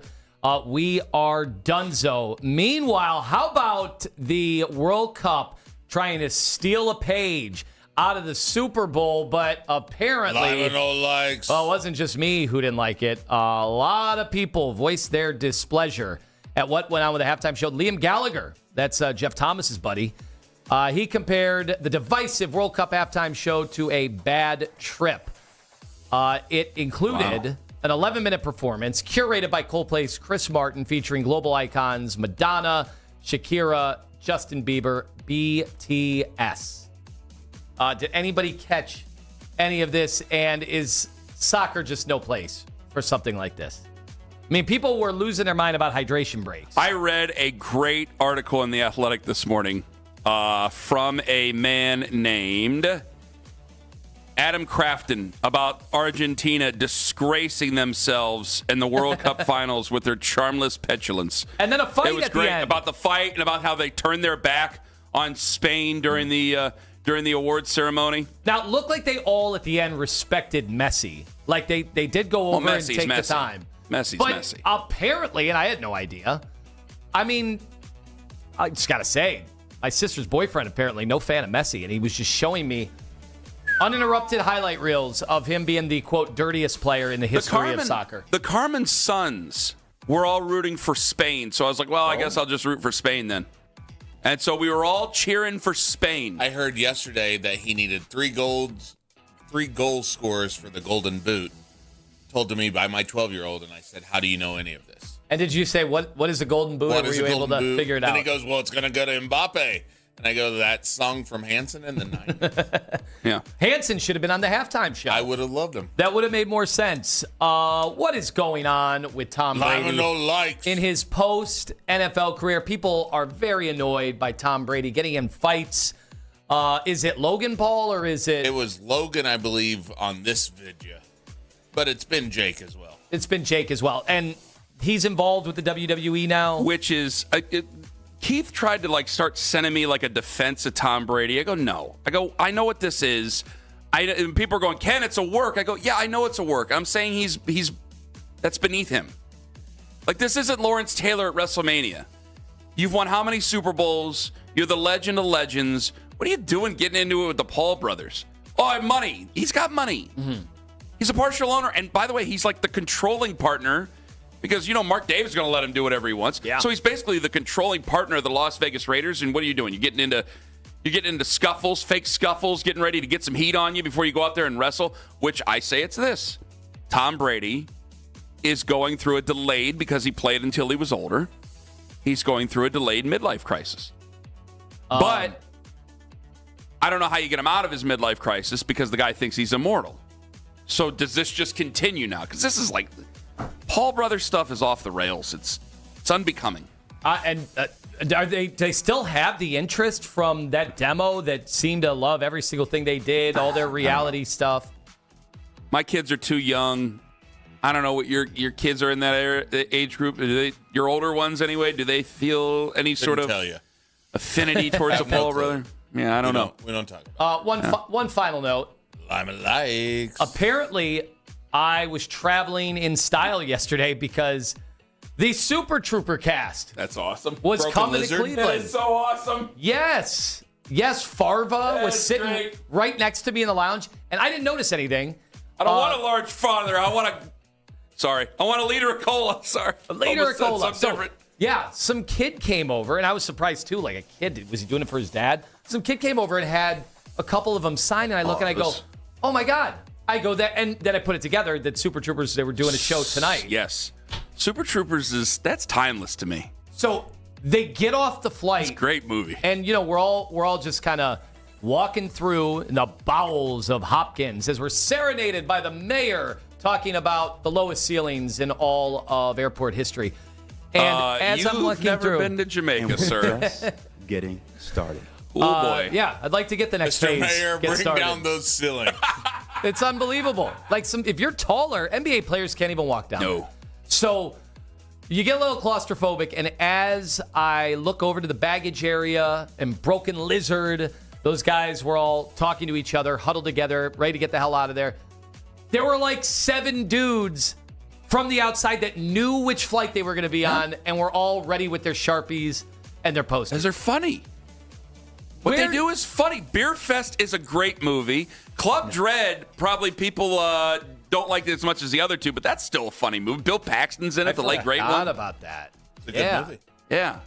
Coconut Pete's Paella. I just didn't know people were following the flight logs of the Broken Lizard. They got fans. That's it for Lima Lakes. Outstanding. Coming up in 5 minutes, he's in control of our offseason, which is why LeBron needs to pick Cleveland. And we might have some breaking news here for everybody, Tone. I got to check some things because when you're in Stark County, look behind you because that's where a sheriff's deputy is going to be. Oh, boy.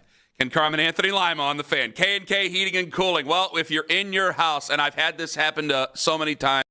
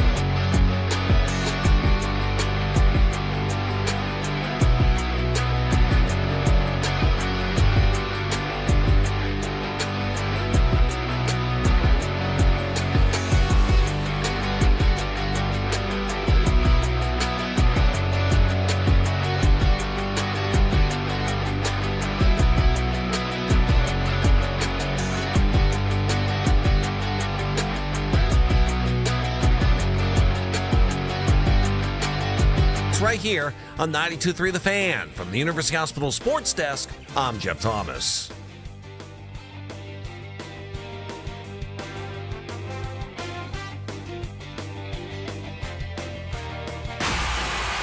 Get the latest Cavs news, the afternoon drive. Weekdays starting at 2. Cleveland's Sports Radio, 92.3 The Fan.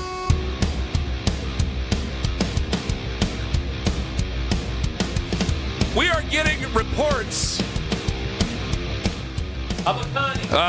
This is something. This is not LeBron, by the way. Sorry, guys. We're going to mention LeBron here. What did you say there on? Oh, we got a Connie, too. Yeah, go ahead. I'm sorry. You're the Connie man. I'm not the con man here. He's usually the con man, but I'm the one who's holding the Connie. Speaking of con men, a great Pacific Heights, fabulous, fabulous movie. Oh, my God, what a movie. 90 minutes, boom. Good stuff. Anyway, we're looking through for the word Bigfoot. Bigfoot. Bigfoot. At 923thefan.com before 9 a.m. Why? Because it's your chance to win a 4-pack of tickets to Hot Wheels Monster Trucks Live Glow and Fire. August 8th and 9th at Rocket Arena. Plus, you'll be qualified for the Pedal to the Metal VIP Grand Prize, upgraded tickets, early access to meet the drivers. And you can see the trucks pull up close, and we'll throw in merch and light up gear as well. So that word again, Bigfoot. Bigfoot. Bigfoot. And it's all brought to you by Hot Wheels, Monster Trucks, and Sports Radio 92.3 The Fan. Bigfoot. Are you a Bigfoot fan? I haven't been in a long time since I've seen him last. Oh, man, Bigfoot's great. No, Bigfoot, the truck, the monster truck. Wasn't he in Portage County? Yeah, during like National Bigfoot Week, and then all of a sudden he wasn't there anymore. What a great time to come out. Who saw that coming? But yeah, I saw all the Bigfoots in Portage County. All of a sudden there's no Bigfoots anymore. More welcomed during National Bigfoot. Maybe he did. At least welcome all the time in Portage County. Well, you need to make sure that's out there. You need to put a sign out in your backyard. We are getting reports, though, and this is not LeBron related, because I woke up last night, and I woke up in the middle of the night, I had 57 missed texts, and I went, oh, God, LeBron made his decision. But it was really just my buddies from back home, a bunch of group threads texting me, and I go, well, guys, I can't run with this. Le'Veon Bell was arrested in Stark County.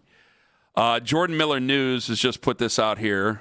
Former NFL star Le'Veon Bell remains in Stark County Jail. Former Steelers running back remains in jail after being arrested Sunday on a child support warrant following an autograph signing at Belton Village Mall in Jackson Township. Bell remains in local custody as he waits extradition to the jurisdiction where the warrant was issued. Jordan Miller is working to determine where the warrant originated and will provide additional updates as more information becomes available. Now, isn't that the problem? Have you ever been to Stark County Jail? I have not. I've had buddies who've worked there as COs and who have been in there as inmates. Ain't no joke. Now, again, the problem when you announce your appearances is that you're giving everybody a chance to come out to your appearances. Yes. Now, was he trying to pay off the child support with his signing? You know, Tone, I wish I could tell you, but these reports are early, and we are inconclusive right now about what amount he actually owes, whether or not he was trying to pay back his child support or anything like that. Yes, Owen? Well, was there a percentage taken off of every autograph? I don't know if they were. These are the questions we need answered. I don't know if they were garnishing the jerseys that he was signing or anything like that. I have no idea. So, if you're out there on Route 62 and you drive past the Humane Society / Stark County Jail, go ahead and give him a little wave out there. He's had a number of... He's had a couple of missteps, yes. Yeah. Yes. Just looking at the money that he owes with settlements, and then even this is where, on a sports talk station, we have to intervene. He stiffed his own high school. He was supposed to provide the turf, and he paid like a fourth of it. And then that was it. So they took his name off the stadium. I didn't know about that. Yes. Oh, my God. Yeah. That's where we have to talk about it. That's more up our alley. Well, yeah. Well, that's... Boy, just ripping off the kids left and right, apparently. Yes. Allegedly. Good God almighty. His mugshot, he's smiling at his mugshot. That's the first thing they tell you not to do. All 5 of my lawyers are like, don't smile in your mugshot. Have you thought about what your mugshot would look like? I mean, who among us? Yeah, has it? no, mine looks like I have a passport photo where I look like a guy who killed his family in a Netflix You documentary. guys don't do practice mugshots once a week? You have to practice your mugshot. They won't make me take my shirt off for my mugshot, will they? Depends. Okay. I'd have no tattoos. Never got one. So, yeah, we are... Kenny, coming in hot's Friday. What are you doing? Well, wait, that's my line. We will continue to monitor this. Jordan Miller, great news, man. He will continue to monitor this, and if he has any updates, I'll let everybody in on it. So, yeah, Le'Veon Bell. There are a lot of Steeler fans down there in Stark County, so I don't know how long he's going to be there. Maybe he can put something on his commissary. Was I wrong, Owen? I don't know. Was he not the famous example of somebody whose contract negotiations got to a point where he just sat out a year of football? Yes. Yeah, that was the one. That was the one. He was great. He was great. The patience, what a running back. Not doing so well afterwards. All right, coming up at 8:20, Darryl Ryder going to join us on the show. We just had Danny Cunningham on, and he had mentioned about basically LeBron controls the Cavs offseason. And we are in a holding pattern. You made a joke about it earlier, but I'm serious. Like, there's a lot of things whenever he makes his decision, everything he's up to now. I have my summer just ended today, basically. So now I'm in what a wake-up call. Work mode, everything mode. Like, all days are long days now. This is going to be my next 6 months are going to be rough months, and I have to change plans depending on when he makes his decision. And I think you made a joke about it, but you actually have to change plans depending on when he makes his decision. I think we all do at some juncture here. People are we're probably past the point of people getting annoyed. Because now we had fun with it 2 weeks ago, and we're like, when is it going to happen? There's nothing new I can say. And now, I honestly, just as a radio guy, I'm trying to make sure I don't say things I don't mean just to get through the segment. Okay? That could be used against you the minute he signs? Yes. I'm serious. I'm not going to say things I don't. And every now and then, I've probably gotten bored with something over time and have probably said something I didn't mean. Or because there's times where, you wrote me into saying something bad about Michigan when we had the Ohio State-Michigan thing. And I, right after the show, I'm like, why did I say that? That was dumb. And that was just me being stupid. This, I don't want to just be bored and say things just to spice it up. Because that's where I think a lot of people are going with it right now. And I just think it's asinine. I really do. He is making us wait a tremendous amount of time, an inordinate amount of time. And I don't like it because I don't believe that in 10 years there will be that many people who are nasty to him. And I don't believe in 20 and 30 years there will be that many people who are nasty to him. And maybe it's not a big deal. Maybe the people who hate LeBron are always going to hate LeBron, and maybe the people who love him are always going to love him, and there's no third direction. But it's like, man, you kept this on for 3 weeks. If you don't pick Cleveland, we're the only place that really loves you, man. We're the only place. Miami, I'm sure they like him a lot down there. But we're the only place that loves you. And I say that, and I go, then why would he pick Cleveland? Why can't he just wait as long as he wants to and then not pick Cleveland? Because the sentences are coming out of my mouth. How many people are really going to hate him and boo him or spend money to go to the arena and jeer him in his last game in Cleveland? How many people are going to spend money, go there and boo the man when he gets his jersey retired or when he gets his statues built in 2 cities? Because he'll have a statue in Akron and he'll obviously have a statue here. And I'm going, man, it just feels like you kind of, if you do that, and you take 3 weeks to do it, you kind of build up people's hopes and dreams because they don't think much of this Cavs team, as good as they are during the regular season, they don't think much of this Cavs team without you. And if you turn your back on them, they're going to be upset, but I don't know if they're going to be upset forever, so it almost feels like you're taking them for granted. They'll always be there, so I don't really need to go back to Cleveland. But do you need to drag it out like this? I don't think you do. Now, do you need to do it like this? Now, let's say the minute you hear it's Cleveland, I'm coming back. Then I'll go, he made the right decision, thank goodness. Do we all just laugh about, the time that, we've spent on this, dragging this out, fans getting irritated? No. All right, now they're starting to question, does he even like Cleveland again? We're right back to where we were. Exactly, and that's where I'm trying to draw a line because it's like he spent time here before over the last 8 years during the summertime and still has a home here and still multiple places here and still has a lot of business interests and everything. Do you remember last year when he showed up to the Cleveland Clinic courts, the practice floor, and it was on his Instagram, and immediately was texting Dave McMenamin, and he's like, well, they always just, it's an open door policy. But he's on another team. Yeah. How are you just allowed to go to other? But LeBron, he creates his own rules. He gets to do what he wants. And obviously, the Cavs were always probably hoping, fingers crossed, at the very least from a business perspective, that LeBron would come back to finish his career more than just a one-day signing. Now, it was hard to fathom a year ago because you're thinking, well, him and Luka, that gives him a chance to win championships. But then we saw how it played out. And they can't stay healthy. Like, LeBron was a durable one of all the players on that team. It was crazy. And I do think that there was serious, how serious does he take it?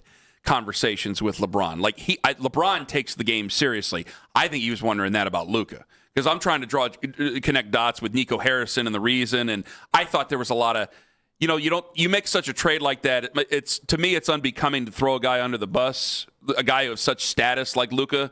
But now that you see it 2 years later, it's like, well, maybe that's part of the reason LeBron didn't care for his time with Luka very much. Well, now we were hearing it with all these people from LA telling us. And now all of a sudden, Luka's going to be 28 this year. So won NBA Finals. Some of his behavior during the finals. I think LeBron is a serious man when he's on the floor. I think he's a serious man in his approach to trying to win a championship. I've taken him very unseriously over the entire 8 years he was in LA. Thought it was a business decision. To hear the names that were labeled as legends before him from Laker fans was something to me. And if they feel that way, that's perfectly fine. I ain't never even been in that city. But I look and I go, don't you want to finish your career in a place that loves you? Like, I don't think anybody else loves you like this. And it might just be the reason he just decides, yeah, thanks, but no thanks, because you guys will be with me the rest of my life. 216-474-0092. Coming up in 5 minutes, the dangerous one, Darryl Ryder. Quarterbacks are getting ready to go. We got rookies getting ready to show up to camp. We are getting ready to set sail with the 2026 NFL season with the dangerous one. Coming up in 5 on The Fan. It's Anthony Lima.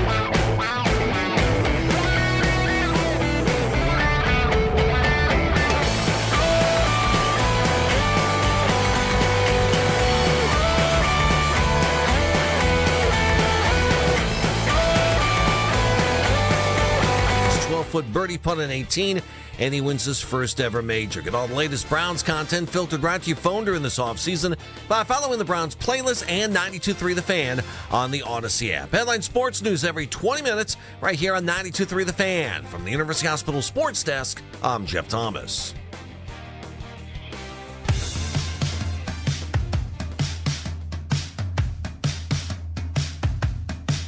Rookies are showing up this week.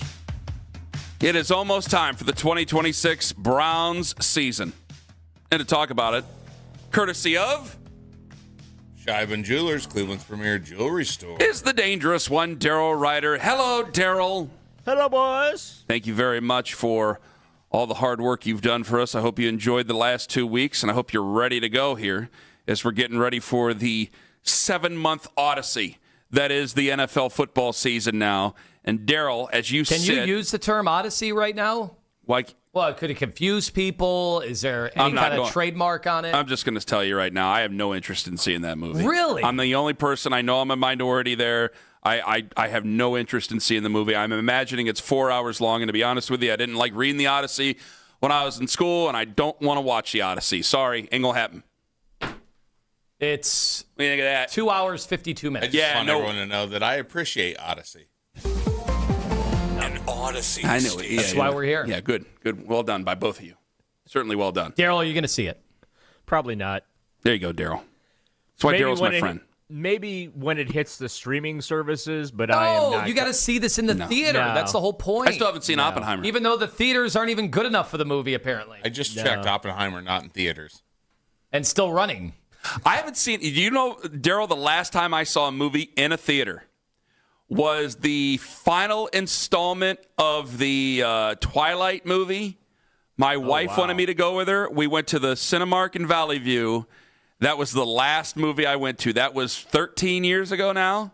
12, 13 years ago. The last movie that I went, I did a doubleheader. It was an off day in West Virginia at the Greenbrier.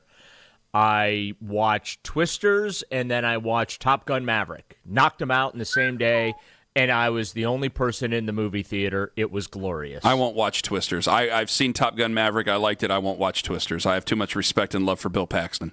They did a good job with the second one, and they did not spend a lot of time trying to tie in the first one. I didn't like the redoing of the movie. I felt that it should have just been like Joe's daughter and everything. Either way, I'm sorry. I'm off it, Daryl. Thanks for coming on, Daryl. Who's the Talk to leader? you Friday. Thank you, Owen. I appreciate you. Who is the leader right now in the clubhouse to be the quarterback of the Cleveland Browns in 2026? Damn. Sorry.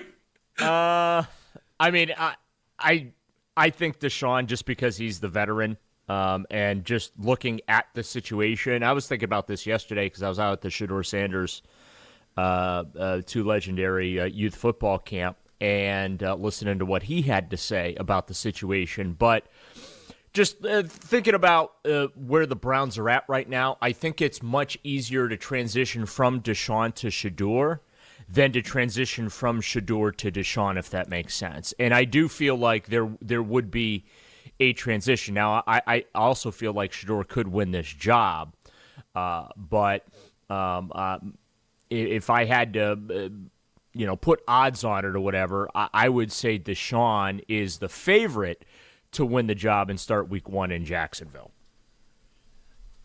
Daryl, it's interesting you say that, because anytime that I've made a case that maybe for Shedeur and the betterment of his career, that he might be better off, especially with the retooled offensive line that's going to need time to gel, all the young skill position players, and then a new head coach. There's so much in a very fluid situation.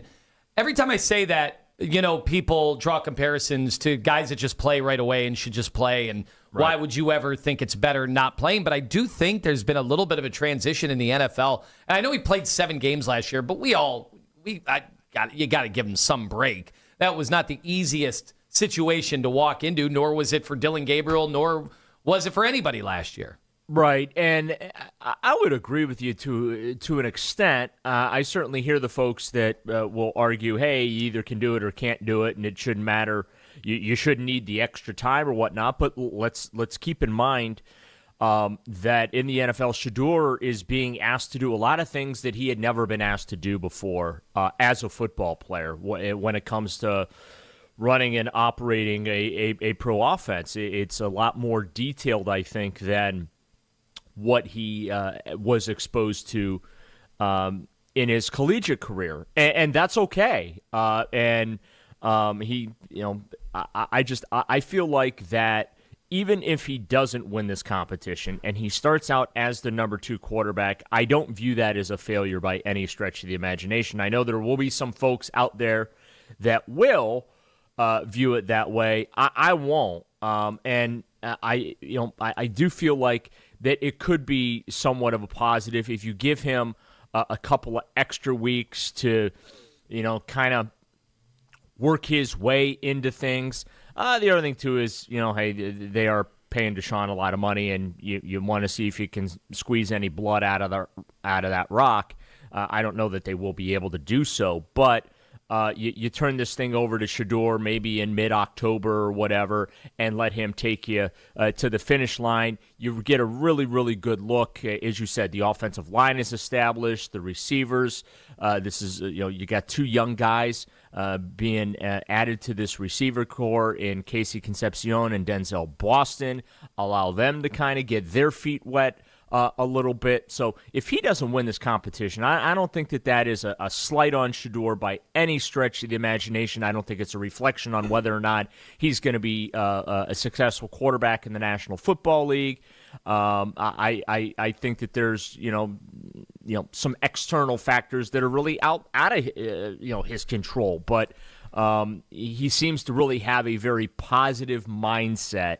And he always has, projected a lot of positivity, but he really seems to have a positive mindset going in to this quarterback competition with Deshaun as far as how he's approaching it. The dangerous one, Darryl Ryder, joining us on the show. Yeah, I'm glad you brought that up. Let me throw something at Lima here, okay, for a second. You think it could be better if he doesn't play?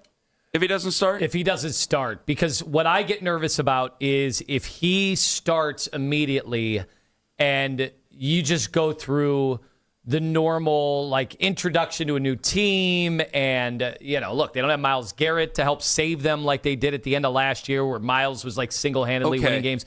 You're playing from behind. You're in bad situations. If that happens for 4 or 5 weeks, and that could be it. I think it could be a blessing in disguise, but I'm not going to say it's better for him because I do think that if he does not start the season, I've sat here and hosted with Jason. He says if he's not going to play, they might as well cut him, which I think is nuts. So who groaned? Was that Lima or was that okay? Yeah. I do think there is pressure on him to play and to play early because one, the guy he's going up against in this competition isn't very popular, and two, you want to see what he has. And what Lima says might be sensible, but I just think that I'm going to hear a lot of nonsense if he doesn't end up playing. Well, I also don't think that Deshaun's very good anymore. I think that's that's just another aspect. And again, I don't think it's realistic to expect that Deshaun's going to be any good either. During the offseason program, he did have a couple of wild throws, but then he also had some, I can't believe we just saw that type of throws. So, I think that Deshaun's best days are certainly behind him. I have no expectations that Deshaun is going to be able to do much for the Cleveland Browns this season. Hopefully I'm wrong. Hopefully whoever starts goes out there, has a tremendous amount of success, and we have a lot of Victory Mondays to talk about, and we're not having the same conversation that we've had for the better part of the last 15 years since the station's been on the air, but that is kind of my worst fear right now, is that ultimately that's where we're going to land, and that is being frustrated with the quarterback play. But I really do like, and certainly didn't, you know how popular Shedeur is, but I got to tell you guys, I've covered a lot of those youth football camps involving Browns players, and man, the way those kids reacted to Shedeur Sanders yesterday, I know Shedeur's popular amongst the youth, but it was that reaction was on another level yesterday. It really was.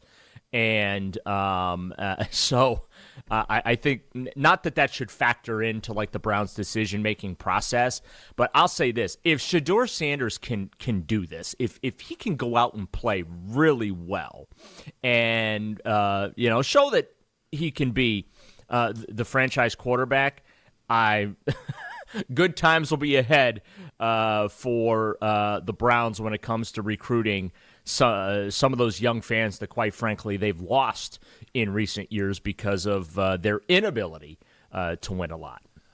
Daryl, I was looking at your coverage from the camp, and it looked like those kids just had an absolute blast. So kudos to Shedeur for doing that. What, free of charge also? Yeah, Shedeur worked with the Browns and the Browns youth football program. No charge, because a lot of these camps, the parents and kids, there's a participation fee. None of that. About 500 kids yesterday, free of charge. And he also gave out. They did a head, shoulders, knees and toes competition, and Shedeur ended up giving out a really nice chain to the winner as well. But yeah, the kids had a blast. And Shedeur seemed to have a lot of fun going around and hanging out with them as well. Well, so I saw over the weekend Rex Ryan went on the attack apparently because there was a behind-the-scenes Shedeur Sanders photo shoot, which I thought looked really cool. There's all these jerseys, and then they're showing how the photo shoot came to be. And Rex Ryan tweets, "Get a load of this kid, great talent, but needs to realize as a, quote, franchise QB, there has to be more than me. Come on, man." Okay. And tag the dog pound. Do you think, like this summer where he has dropped a single, he's got all the behind-the-scenes stuff, the photo shoots, the short film release, like this is the stuff that will get used against him if he's not good. They'll say you weren't focused enough on football. Yeah, and that's true. My counter-argument to that is we're in the off-season, and he's free to use his personal time any way he chooses. So if he wants to record a single and he wants to do the stuff, I mean, I don't think he needs to have a film crew following him around in Berea, during practices or before practices or after practices. That's just me. I would like him to keep the main thing and focus 100% of his attention on football. But when it comes to his personal time, and if he wants to go do photo shoots in the off season and all that kind of stuff, God bless him. Like, let him live. These guys are human beings as well. They should be able to have a life. And it's also, by the way, very clear that he put in work this offseason. I mean, he helped with the get-together in Miami and the workouts with teammates, and Deshaun was down there as well. And he acknowledged yesterday, hey, last year that was something he couldn't do. He was a rookie. He was a fifth-round pick, learning his way. He mentioned how he wanted to be respectful of the process and not really step out of line and whatnot. And I think that shows a little maturity on his part to admit that. But he said this year, hey, yeah, I felt pretty comfortable asking guys to get together and let's get some work in. And while he and Deshaun are going to be competing for a starting job, there's no animus between them. They are teammates and whatnot, and they're not going to allow the competition to cause any type of a fracture within the team or between them as well. So, I when you mentioned Rex Ryan, I just immediately started rolling my eyes because it seems like sometimes he just wants to complain for the sake of complaining. Ooh, strong. I love you, Daryl. We thank you very much for the time. All the best to you and yours, and we'll talk to you again later this week, bud. You bet, guys. The great Daryl Rutter. And Daryl is brought to you by Shivan Jewelers, Cleveland's premier jewelry store. Coming up in 5 minutes, if you're a hater, this isn't going to change your mind, and I'm not talking about LeBron. Ken Carman, Anthony Lima, take us with you to work on that free Odyssey app. It's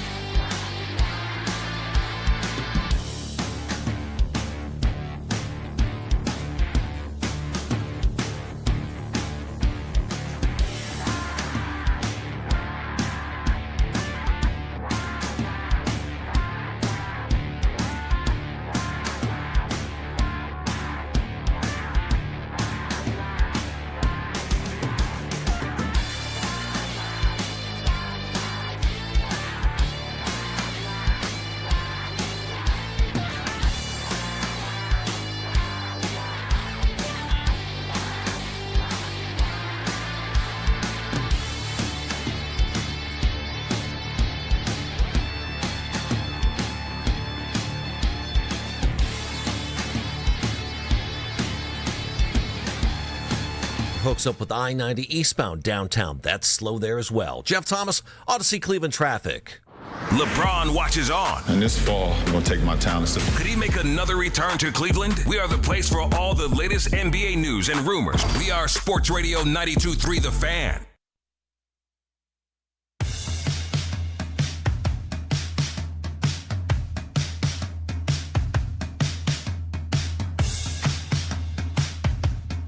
I saw Rex Ryan's tweet where he decides to go after Shedeur Sanders, which is, I think it's just a generational gap there. He's upset that Shedeur Sanders was having a photo shoot, that you could see the back end of the photo shoot. Guys, this is just what life is. And it's not just Shedeur Sanders. It's every young quarterback. They all have a brand. Now, their brands aren't as big as Shedeur's, granted, but there are people who, if they want to see it, they're going to provide it for them. So they want to see not just the photos. There are fans that want to see the photos, then want to see the behind the scenes. They're going to watch everything connecting with Shedeur Sanders. And Rex Ryan can get as upset as he wants. That's part of his business. That's part of their business.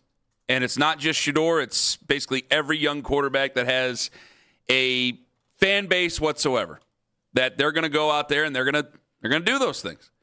Yeah, it is interesting because I lost interest in this kind of stuff a long time ago because it did seem like it was generational. Mm-hmm. Like, obviously, if there was one quarterback that did this, 20 years ago, they would get ripped by everybody.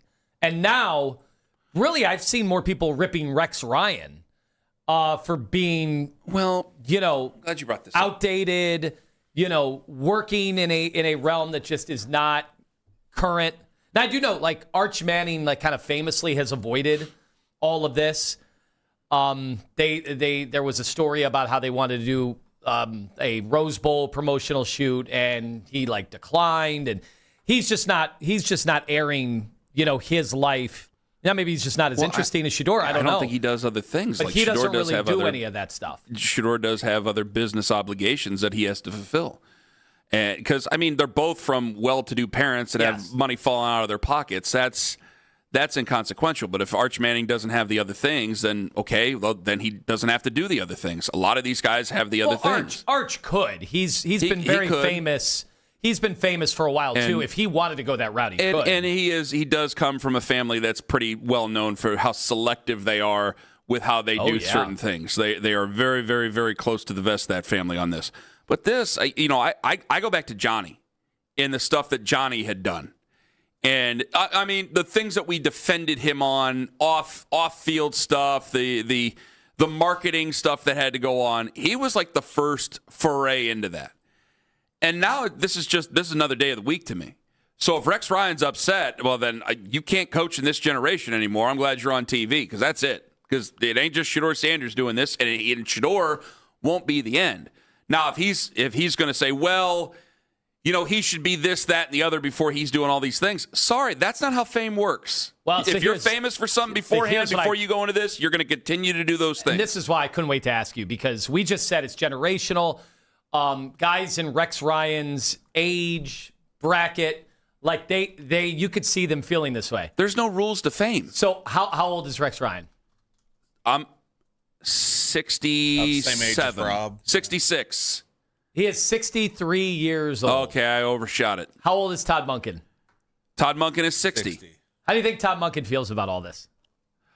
I actually think he feels a lot better about it, considering that he's been with college football and in the NFL recently. And Rex Ryan, I know he wasn't such a long time ago that he was the head coach of the Bills, but it's 10 years ago.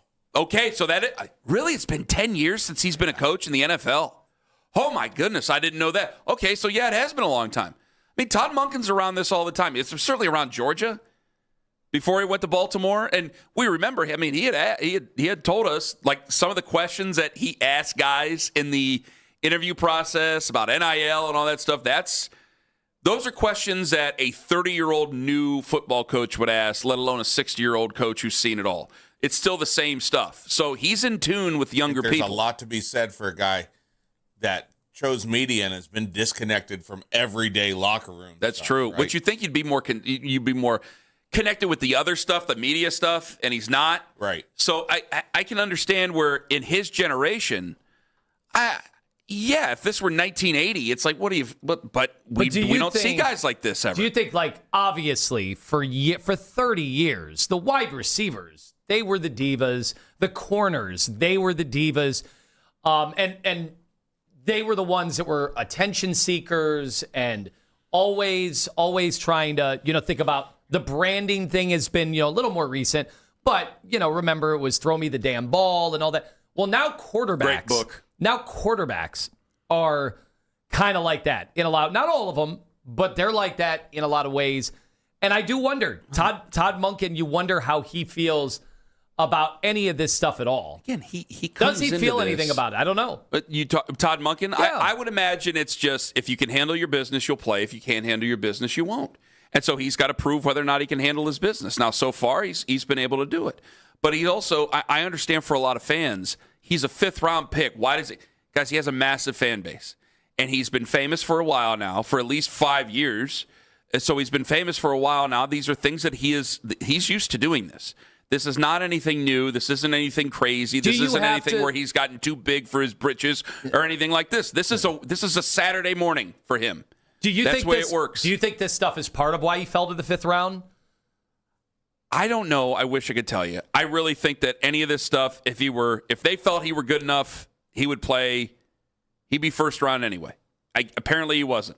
I wish I could tell you. Well, that's what I mean. We're always sitting here trying to figure out why he fell to the 5th round. Okay, but am I supposed to cost myself more money? You want me to put my head down and act like a 5th rounder? Am I supposed to cost myself more money in my business? Because this is business. He's doing this for business. This is he makes music. So people say football is supposed to be the business and the thing that has your entire bandwidth. That's fine. But when you have that type of fame and you have to do these things because you have business obligations, like this could have been a contract that was signed a year ago. We don't know about any of this stuff. So you have things you have to fulfill. You can't just, if you wanted to, if he really wanted to, yeah, he could turn it all off last year and say, that's it. I'm just focusing on football. I'll see all the other stuff some other day. He didn't do it. Why are you going to cost yourself even more? Well, what's funny is, what do you think the reaction would be if he did come out and say, I'm done with everything. I'm focusing 1,000%. I imagine it would be pretty positive. People would love that. They probably would. They not? Yes, they probably would. So is this the wrong? But you're making it a decision on what's right and what's wrong. I don't think that this is wrong. If he doesn't know the plays, he doesn't know the plays. Yeah, I don't think that photo shoots over his music is going to cost him whether or not he knows the plays. Like, you either know it or you don't. You either know where your guys are going or you don't know where they're going. You can play the position or you can't play the position. And so if he's a 5th-round pick, I mean, let's call it what it is. Let's go right down the line and have as much common sense as possible. If we just want to use the term 5th, which I know people get upset about that, but again, if he ends up being great, don't act like it's not part of his story. If you go there, you know what the NFL feels of you. Regardless of what we want to say, we all know what these teams feel about him. How are you going to then shut off another route of your business? No, you're not going to do that.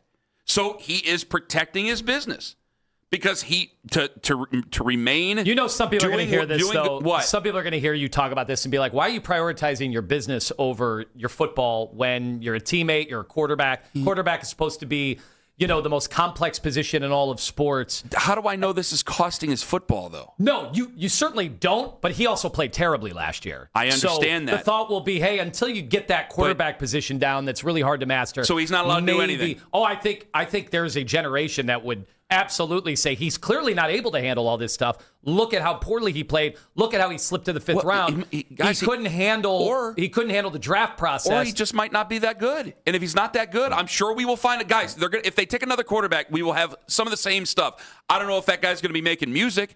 I don't know if that guy's going to be doing a lot of photo shoots, but he's going to have a lot of business opportunities. Damn it, we did this with Baker.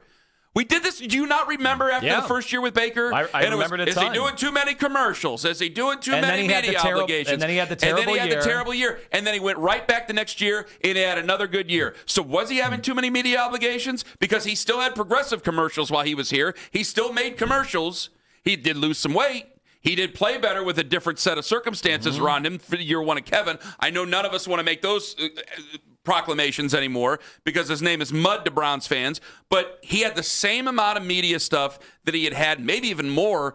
It didn't matter. But it's so funny. If he can handle it, he can handle it. It's so funny that part of the messaging, part of the storyline with him was that, he went to Tampa after being humbled. He was one of the worst quarterbacks in the league. He was having trouble even finding another job in the NFL, and then he evolved. Then he became... I don't think he's humble, but I do think he's matured to some level. What's funny is when I see the videos of him on quarterback, like, he's still talking the most amount of trash. He doesn't seem any different. He really doesn't seem all that different. All right, do you believe that Shador's distracted then? I do wonder. I do. He's balancing a lot. 216-474-0092. From the music career to the acting career to the modeling career, there is a lot of stuff going on for somebody who had historically bad rookie season. I will throw it out to you guys. If you guys believe he is distracted, whether he's costing himself the Browns starting quarterback job, and I will tell you why. I don't care, and no, it's not just because you guys say I'm a cult leader for him. Ken Carman, Anthony Lima, live on The Fan. Friends, Ken Carman here for the fine folks at Window Nation. I want you to go to windownation.com. I want you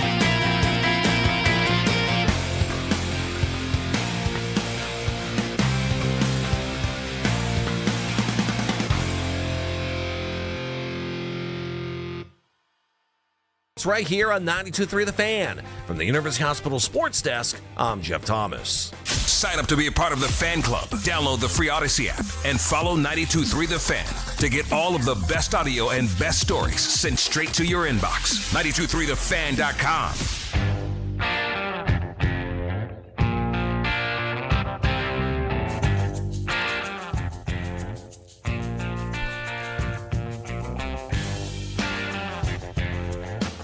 Well, you wanted me to ask them, do they find Shedeur to be distracted? Getting some weird tweets about it. Yeah. Yeah. Social media reactions on X are brought to you by Shive & Jewelers, Cleveland's premier jewelry store. 9:02 and 16 seconds for all you scoring at home. Yeah, I'll admit, I just assume guys like Todd Monken don't want to see any of this stuff. They don't want to see their players, any of them. They would like to see their players just living in the facility when they can, or You think even in the last week of June? Oh, I think they especially the quarterback, they don't ever want to see their quarterback doing anything else but football. That's just, and I don't know, do you think that's just that generation, or do you think any of them? Like Kevin Stefanski, what do you think Kevin thought about that stuff? Well, I think there is definitely the generation. I don't put Rex Ryan, even though he's the same age as Todd Monken in the same generation, right? He stopped coaching the game 10 years ago. The game, it's in the era of NIL and college quarterbacks playing at 3, 4, 5 different places. We're in a totally different, you have to be in a different mindset to be an NFL head coach right now. There's been a few that have adapted and have, spanned that time between when Rex Ryan was last a coach and where we're at now. Well, but I do think I think he's turned his brain off from the reality of what happens in the NFL in 2026. I do think that, yeah. But again, Arch Manning doesn't do any of this stuff. So don't you think a coach would most likely just gravitate? Hold on. Don't you think a coach would most likely just gravitate towards wanting their quarterback to be more like Arch when it comes to that? I'll go back to who is leading Arch Manning right now. A bunch of guys who really good quarterbacks, his family, right? Yeah. They also stepped away from the game when? 10 years ago. Yeah. But what does that have to do with anything? I just think I think it's a different. I think they're different backgrounds. I mean, Deion Sanders has been one of the most recognizable faces in professional sports during and after his career for the last 40 years. He has been in several commercials. Peyton Manning's obviously in a lot of commercials. Now, remember, I know it's not his son. Peyton Manning and Eli Manning have been in several commercials. I don't think that they've had the type of exposure that Deion Sanders has had. Deion Sanders did other things in terms of music and movies and things of that nature. So it doesn't surprise me that his son, who is also wildly popular, does those sort of things. It doesn't surprise me that Arch Manning is very closed-mouthed about everything when you've heard the stories about Peyton Manning and basically being like the Kremlin to try to get in there to talk to that guy. I'm not surprised by any of this. But my issue is that I don't know if he can handle it yet. And if he can handle it, I truly mean this. And I know that you and some of the other weirdos on the internet will start to go after me because apparently you guys have gotten hooked by the bots or gotten into real personal things on the internet over Browns fandom. They tweeted you Shedeur. too. Well, and again, do you see how much you've muted? You've muted most of them. I'm not going to bother myself with it because I'm not going to let Shedeur fans, Ken has muted you. He doesn't even know you exist. He doesn't think of you. No. If you're going to sit there and say things, you're going to say that I said things that I didn't say or meant things that I didn't mean. I'm not going to even bother with it. So I'm not going to deal with this on the internet. Are you scared of the Shedeur fans? No. Why would I be afraid of a fan base? I do see a lot of people think they say that. I don't use the term cult anymore. We retired that last year. But I've seen a lot more people going after you because you're afraid of the cult. That is what. No, they call me the cult leader now. Yeah. That I'm the Marshall Applewhite of Shedeur fans, which is not true. It's not true. Guys, I go through this with as open a mind as I possibly can. Well, about Shedeur, I go through it with an open mind. I do not want Deshaun Watson to start the season. I think we've made all this abundantly clear. Mm-hmm. I think it just, in my world, not just football, but also in fans, talking to fans, liking people, and talking to people, it seems that very, very, very few, if any, want Deshaun Watson to start the season. And I feel the same way because I don't know how far this season is going to go. I picked him to win 6 games for crying out loud this year. Down from 7 after they traded away Myles Garrett. So if I pick him to win 6 games, can I sit here and act like I'm that passionate about what is going to be a year-long experiment? So I will find out whether or not all this is a distraction or not. I'm just not going to say it is. Yeah, what's your gut tell you? My gut tells me it's not, because he was able to play at a high level in college and he did all these things before. But the NFL... I mean, Johnny Manziel played at the highest. Like, he won a Heisman Trophy. Johnny Manziel was also on drugs. Right. And the drug problem got worse as time went on. That's what I'm saying. I don't think college... I don't think that's a very good example. Let me finish what I was going to say. I was trying to save you from your bad example. Well, no, because you want to cut me off to make me look worse. I know the games that you play. You said... So let me try to say it again, unless you're going to cut me off, and then I guess I'll just shut off my mic on the show that had both of our names on it, apparently. So I'll say this very slowly for you. I don't believe so, or I can't say he is, because he was able to do it in college. Now that I was saying that he was in college, as I was going to finish before you interrupted me, we obviously know that the NFL is a different animal, so he might have to adjust. If he's failed to make that adjustment and being able to balance work and other forms of work and other forms of business, then we're just going to find somebody else. Why did you trade Myles Garrett? Am I the only one who's not insane about all this? Am I the only one who hasn't been worked into a shoot on either side about Shedeur Sanders, whether you hate him or love him? Owen, tell me I'm not crazy. Did they or did they not trade Myles Garrett? Yes, they traded Myles Garrett. You guys all know the answer to this. Why do I get all worked up about it? Why bother? I'm a Browns fan first. These guys, they come and they go. I hope that they can stay. I hope that he can stay. It'd be nice to have another pick that we don't have to use on a quarterback. But they told everybody what they did. So if he can handle it or he can't handle it, it really don't matter to me. We're going to find out this year now, won't we? Because he'll eventually play, whether he starts week 1 or he doesn't start week 1. So it kind of seems like because the other guy you don't have any faith in either. If you really thought Shedeur had a shot, and again, if the Browns did, they'd probably have Myles Garrett on this football team. We said that. We've kind of reiterated over and over that. and over again. But if you, Ken Carman, thought Shedeur was good enough, you would be more concerned about how his balance is. No, because he already would have shown that he was good enough, and then I wouldn't have been as concerned. But he hasn't, and because he was able to do it in college, if he's going to continue to go out and do it, then fine. We will find out starting next week whether or not he can handle all these things, whether or not it's all just been for show, and whether he only opens up his playbook when the cameras are on him, or any of the other stuff. We will get an ultimate decider coming up in a week, when the veterans are there, and when he's throwing to wide receivers, and when we're doing all the crazy camp rigmarole. I mean, can we not understand this? What planet am I living on here? I bring it back to the head coach. I just imagine that Keep bringing it back to Todd. I don't care. That the coach would probably feel better if your quarterback is seen and not heard. Yeah, a coach that is obsessed with football and his whole livelihood depends on whether or not his players do well. Yes, you were always hoping that your quarterback is going to prioritize football first. You agree? Yes. But I'm not going to make... That's a long way to go about you agreeing with me. But you're not going to... No, I don't agree with you because I know where you're trying to take it. No, he doesn't agree. Because I don't. Because Todd Monken, I think, probably has the same outlook I have. Oh, if it's truly an open...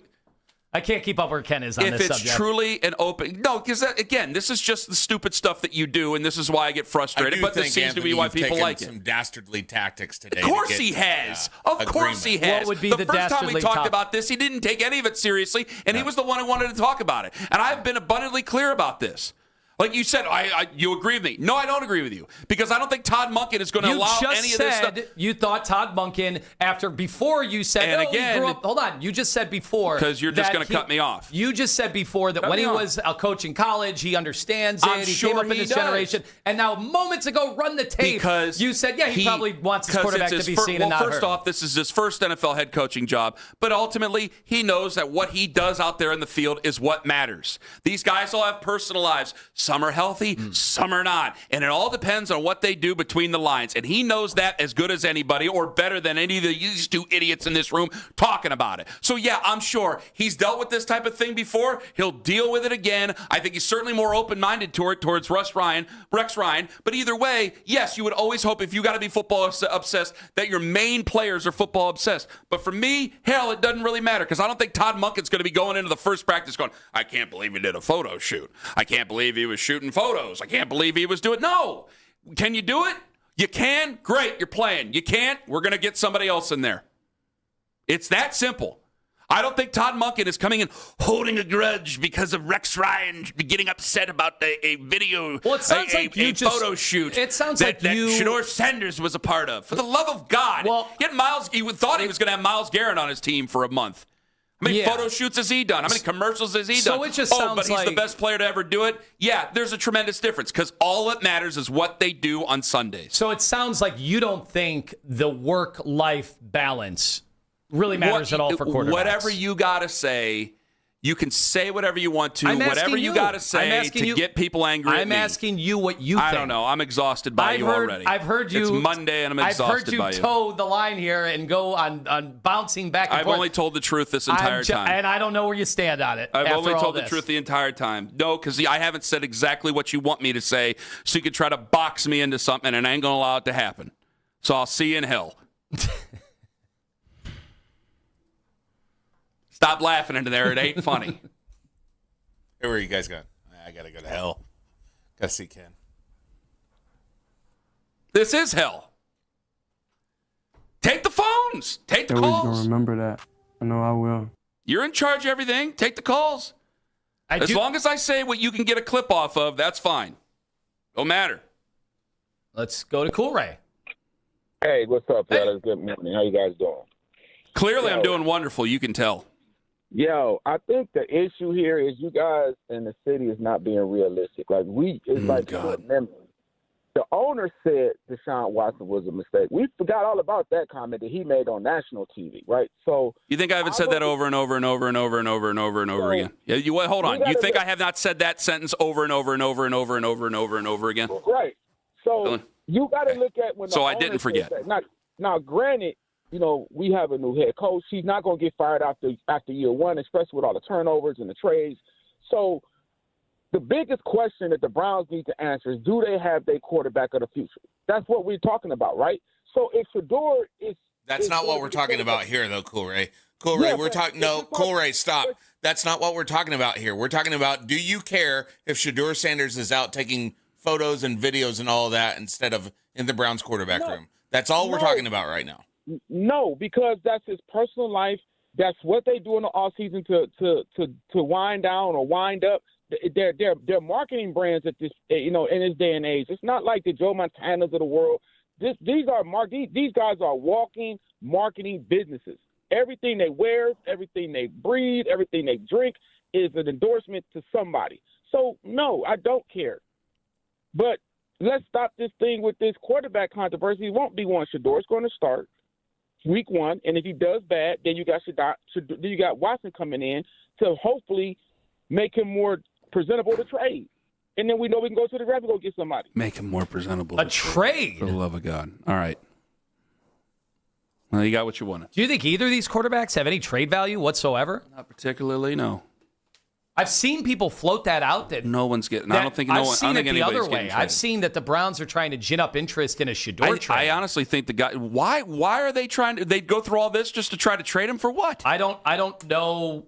First of all, I don't think. Now, I don't think he has any. That from though, Anthony. Hold on. Yeah. Who are you seeing? Yeah, who are you seeing that from? Doing this to social media. Yeah, I mean, so the people that you're going back and forth with on that Dennis you would 69. No, those would be Shador fans who they said they hope that he gets him out of here. They right? want him out of here because they don't think the Browns are going to give him some fair shot. Where I don't know what teams are lining up to give him a shot at all. Well, I'll tell you what. I know you've called me the name before, so I can go ahead and say it. If it's Kenny Haslam who owns the football team, he ain't going nowhere. The best chance of trading anybody. But one, you ain't trading away Deshaun because no one will have him. Two, you ain't trading away Shador because did you see the way that those kids reacted when he walked out there during that free youth football camp yesterday? Ain't no way I'm moving on from him. We've all been through this. So if he can play it or he can't play it, he ain't going anywhere. Hopefully he can play it because that's the only guy that can get anybody somewhat excited out here in this season. And the other one who might actually have the best chance of being traded is actually Dylan Gabriel of all things. People.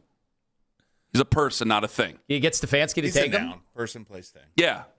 Can I get Kevin to take him? Well, I mean, that quarterback competition's he's wide got open. Enough short lefties. I got, well, what's another between friends? Throw another one on the fire. Yeah, throw another one on the fire. Why not? You got Michael Penix Jr., you got Tua down there, and now you can have Dylan Gabriel. You can have your supercomputer right there in the stadium. That's all you want. I hope you're happy. Did you get everything you wanted out of me during this segment? You wanted me to get okay? Yeah, Always. You're not even paying attention anymore. Aaron in Watching Cleveland. LeBron's Hello. Summer League highlights from Hello, 27 years Aaron. ago. Hi, Aaron. Hi. Hey, what's up, fellas? Hi, Listen, Aaron. I agree that I don't. To answer the question, the first topic was that I don't care what Shedeur do off field. I think he has a good practice ethic, but what's most important, I wouldn't tell. It doesn't matter what quarterback is in the backfield. If our offensive line has not improved this year, it doesn't matter who we got back there. We could bring somebody from the dead, and it wouldn't matter. I saw a video of Tevin Jenkins working out the other day. He does look good. He's working out locally, by the way. I'm not going to say where because I don't want to put his business out there, but I did see a video of Tevin Jenkins working out, looking good. Good. Yeah, but I saw it. I've seen enough from Shedeur. To me, in my opinion, he has a calm when he's in the backfield that, a lot of people don't possess. His accuracy is on point, in my opinion. I love his accuracy. He was the least accurate quarterback in the league last year. Where are you getting that from? Well, I'm just saying the way when he throws a long pass is where it should be. That's all I'm saying. He threw some nice deep balls. He did. He threw some long balls over the shoulder, and it's hard. You don't see that too often like we used to in the older days, over the shoulder, right in the hands. But I think he should start. I think we'll be okay as long as the offensive line steps up. If the offensive line has improved, man, we going to go far. Aaron, thank you very much for the call. 216-474-0092. You do see it's hard to have conversations with people who I saw a who stat talk that about said he was one of the most accurate quarterbacks in the NFL on completed passes. Well, why are you saying it's hard to have a conversation with me? No, it's hard to have a conversation with fans who call up and say That'll be 84-52. They talk about how Grab the accurate bags, he honey. is, and he was quite literally the least accurate quarterback last year in the league. Like we have numbers. Great. I'm sorry, but I know we gotta send it here. 216-474-0092. Well, if you think that this is all a distraction, if you think that this hurts his football, fine. Let me know. Because to my point of it, yeah, anything that's not football has a chance to affect your football. I think that they told you what they're looking at, so why am I going to get all worked up and bothered over this when I got this whole list of guys in front of me who they're probably going to take more seriously? And hopefully he changes that, but he probably won't. Why is my voice cracking so much today? What the hell's going on with the weather? I don't know why my voice is raising like this. It happened the other day on TV on Thursday. Tracy couldn't stop laughing. Going through the changes. 216-4. You guys know the number. Ken Carman, Anthony Lima, live on the Fan. Friends, Ken Carman here for Classic Honda. Usually I'm in a much better mood when I'm talking about Classic Honda, especially.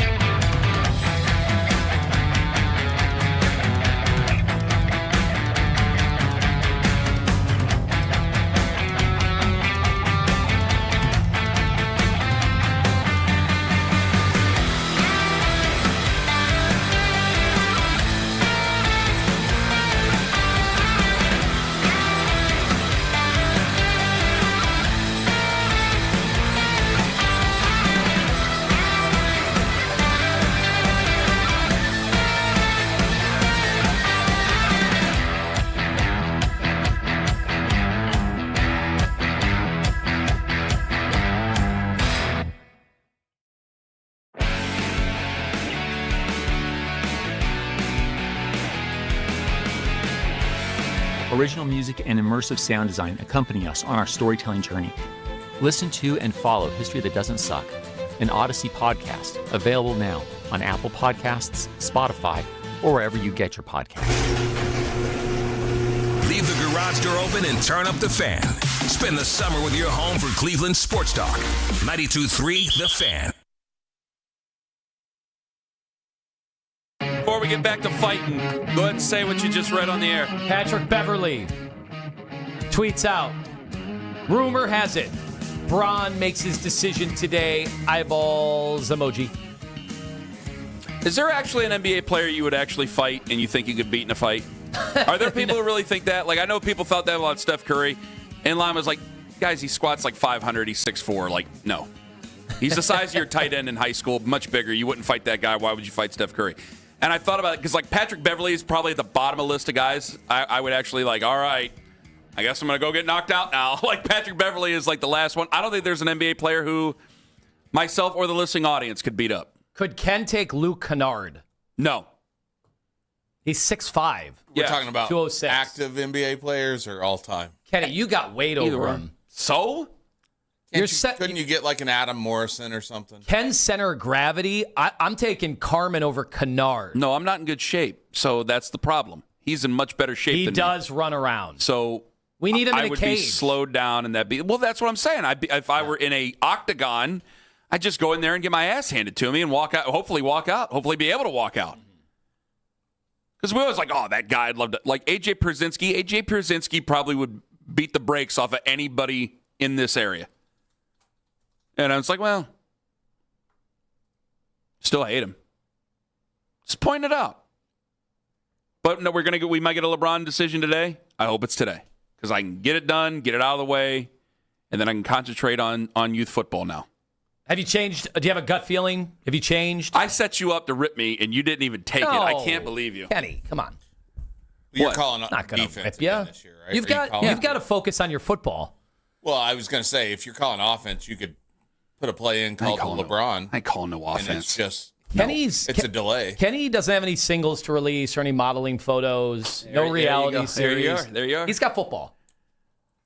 I enjoyed the one guy's tweet, B25, who said, well, I guess you guys need to stop doing commercials, meet and greets, and TV appearances. Radio should only be about, your life should only be about the radio. Yep. Right. Meet and greets kind of dried up. Meanwhile, that's your decision, not mine.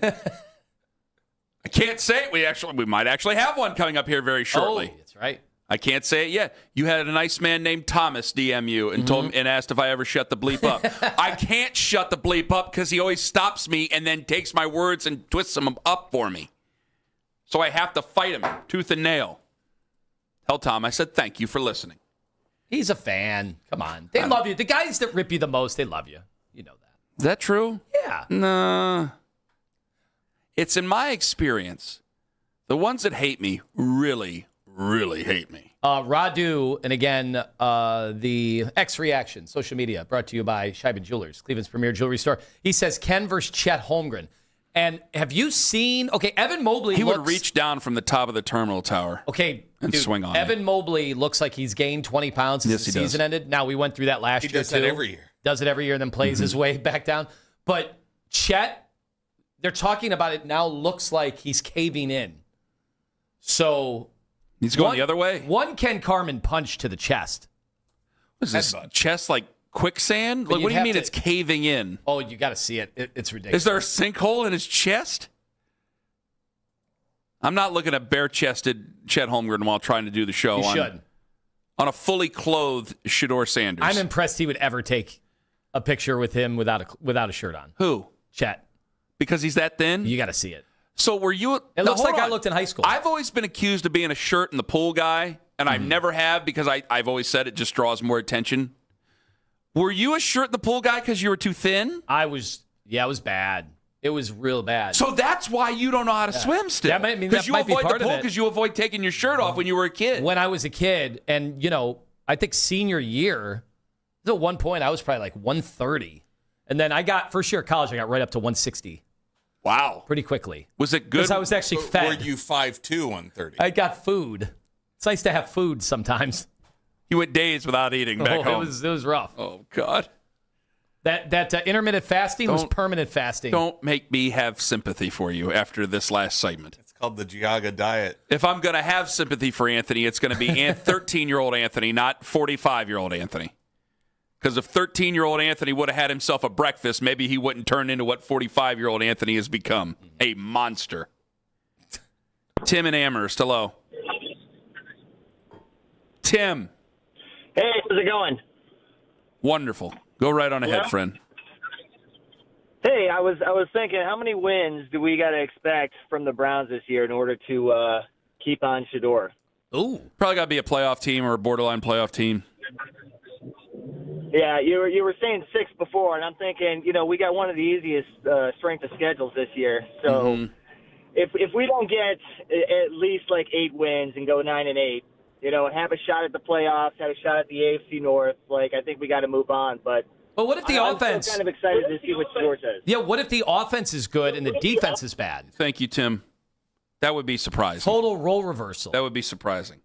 I didn't really even mean to answer that question, but I'd say you have to approach the playoffs because then you would say, all right, one of these guys has played well. You hope it's Shedeur because I don't want to sit there and have discussions about contracts with Deshaun Watson or anything.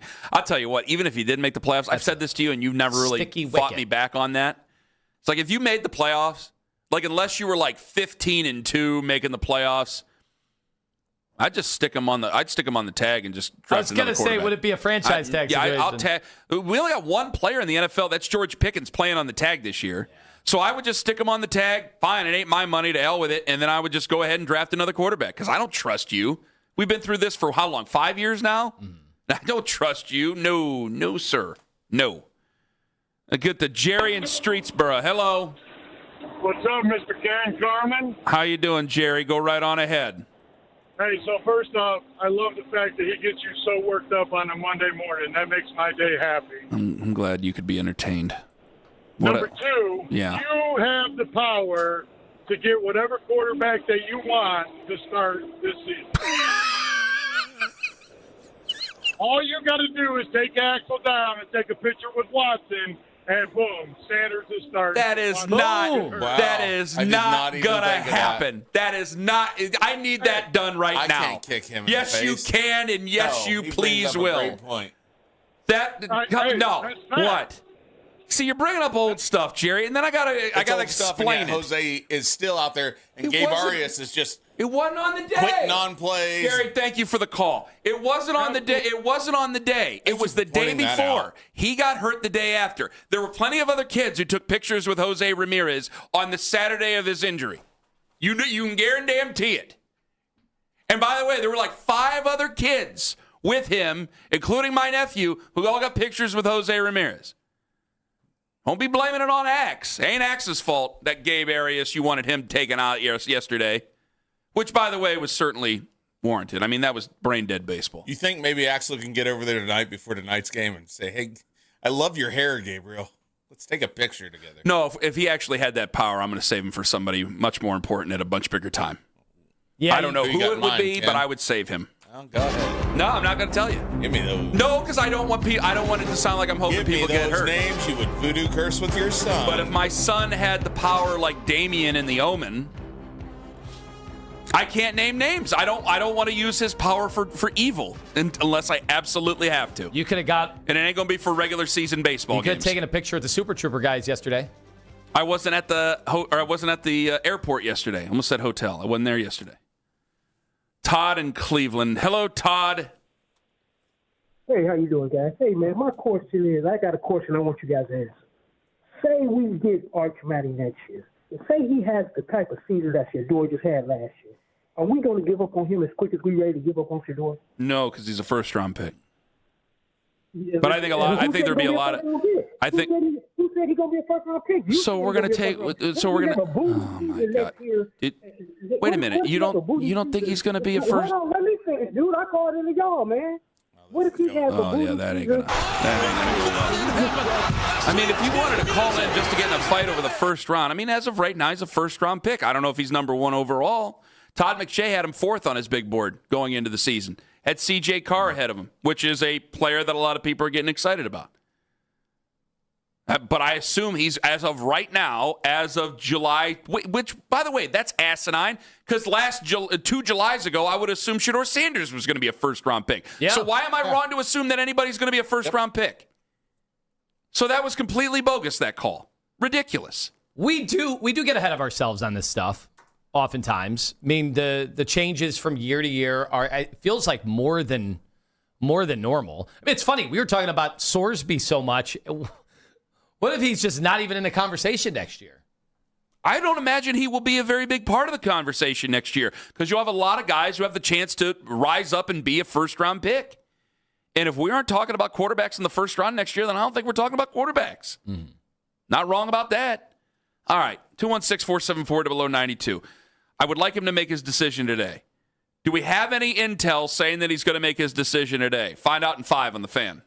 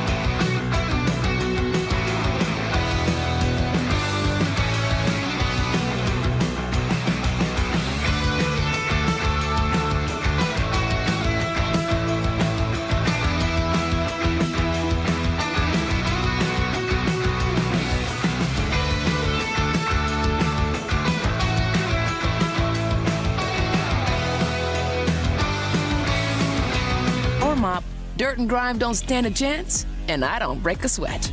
Mic drop.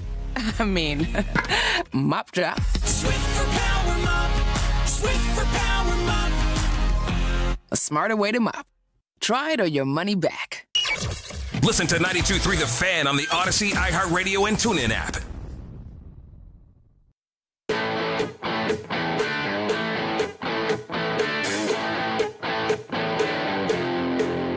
Is he making his decision today? Patrick Beverly says yes. Wow. Could be today. Could be tomorrow.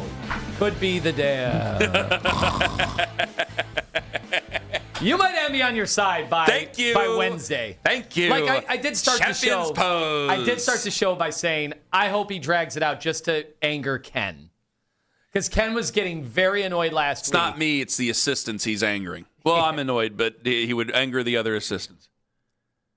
At least once a year, I get called into duty and I get glared at. So I decided to give him the warning last weekend, or this last weekend, I should say. Going, guys, anything happens, I'm out. If he makes his decision today, fine. Makes his decision tomorrow, that messes up. Now there's two. There's not just the fine young men over in the borough. There's also the fine young men and women who are going to the John Fanta camp if he does it tomorrow. Yes. Think about that now, LeBron. The famed Fanta camp. Might have to be Wednesday. You're hurting less. Fewer. My question Especially is, if you don't pick Cleveland. How do they recover? What? You can ask, how does he recover? And that'll definitely be a topic in Cleveland, because some people will swear him off again and say, that's 3 times. That's 3 times you've burned us. But what about the team? What can the team do? Because people absolutely irate. Just batten down the hatches and start your year. Jonathan Kuminga is, while I think there are some things about Kuminga that the Cavs do need, how are people going to feel about that compared to LeBron? I forgot to tell you, I got online the other day because of the fake Kevin Love rumor, or fake Kevin Love signing that came out. I saw it There was too. an online thing, and thank God I didn't tweet nothing about it or anything. Big letters. A buddy of mine showed me on Friday. I was like, oh my God, that's crazy. That's awesome. That's great. And then I this is fake. Oh. I try to think about what their next move is, and then how desperate do they get. Now, the good news is I do not think the Eastern Conference has gotten better. Like, I don't really think, I think there's more teams that are decent than last year, but I also don't think there's any teams where I'm like, there's no shot. You're bringing up something pretty valid here because, I haven't given a lot of thought to how fans would react if he doesn't pick Cleveland. Not that much thought, because I kind of don't want to think about it and have kind of blocked it out. But, I've said in 10 years, are they still going to be upset? Yeah, but you mix in, it's like, say he goes, this is my last year and I'm picking the Heat. Okay. Then you have that in your face for an entire year. Well, your team, your favorite team, your Cavaliers, more than likely falls short of expectations. I mean, they've fallen short of expectations before. It's hard to win a championship. You can only win one a year. But if they had LeBron with them, it's like, okay, even if you fell short of the championship, you would still have a great season. You'd be reminding yourself of all great memories, all that other good stuff. It'd be fantastic for everybody. But if he doesn't, then you kind of get it shoved in your face that he doesn't choose you for the entire year. And that might stick with some people there. Oh, it will. That It might stick with 100% some will. folks. And so I just keep thinking about, like, you do care about your legacy. And I do think that the majority of people will like you in 10 years and 20 years, no matter what. And that might give you all the reason in the world to not come back to Cleveland. But if you wanted to do the story and you wanted to do it right, I just don't think you go anywhere else. I think it's a golden opportunity to tell the story the right way, to put the final period on it. And if you win a championship, great. If you don't, I don't think I'd take any one of these teams as the odd-on favorite to win a championship. You'd be a contender. Any team you pick now, they're going to be a contending basketball team. But I don't think it's the odds-on favorite to win the whole thing. And so it depends on what type of story you want to tell. But to this level, I've said this stuff before. I said this 3 weeks ago, 2 weeks ago. I'm saying it today. If he doesn't make his decision today, I'll say the same thing tomorrow. And here's the thing. If he picked Miami, then are we going to be sitting here going, why didn't we trade Evan Mobley for Giannis? No. You don't think? No. Really? No. Oh, I think that Is that the end-all, be-all? What if it's Philly? Is it going to be, why didn't we trade for Jaylen Brown? Maybe that's the conversation that we'd have. But I think that there was some stickiness to Giannis. And remember, he basically had to sign. I know he doesn't have a no-trade clause, but he basically has a no-trade clause. Giannis does. Like these guys, if they don't want to play for you, they're not going to play for you. And so there's very little that you can do. So I know he doesn't have a no-trade clause, and technically you could have done that. The Jaylen Brown thing, maybe that would have been a conversation to have. Maybe that would be a conversation if he doesn't pick here. There's ways you could have made the thing better, but there's also like, man, that's still a good nucleus there. Those 4 guys is still a good nucleus. I don't know if I want to move on just right now, just to satiate anybody in terms of, well, you didn't make a move, you need to make a move. Well, I'm not just making any move. If I can bring LeBron back, I'll bring LeBron back. If not, I think we need to go back to the drawing board here, go back to the table, and figure it out after that. I think that anything other than that might be a little bit too quick. It might be a little bit too hard for me to deal with. Do you agree with that? I do. Okay, I do agree. because I don't want him. I don't want Dan Gilbert to do old Dan. I don't think he would now, but I don't want Dan Gilbert to do old Dan Gilbert things, which is hurry up and make some sort of a move to make himself feel better and to make the fan base feel better about it. If he doesn't pick here, it's going to suck. There's no good way around it. And so people say some really nasty things about LeBron, and they're going to say those nasty things about the Cavs. And we're dragging it on so long, it's hard for me to fight back on any of the nastiness about LeBron, unless it's completely out of sorts and out of character and out of pocket. But if you're making people wait here 3 weeks and then you pick somebody else, it ain't going over well, and it shouldn't go over well. So we'll find out. If he picks the right people, then that's the end of it. Picks the Cavs, great. It'll be a fun year. We'll have fun together. Hopefully they'll win a championship. Even if they don't, you'll have great memories. If he only signs a 1-year deal, you'll have great memories. We'll put them all together. It'll be a good time. But man, if you don't pick the Cavs, it'll be ugly there for a minute. Let me get the Big Sherm in Chagrin Falls. Big Sherm, good morning. Sherm! Hey, how are you guys? Wonderful. Go ahead. So, Kenny, I'm the youngest of 6, and I have an Anthony quality. I'm an interrupter.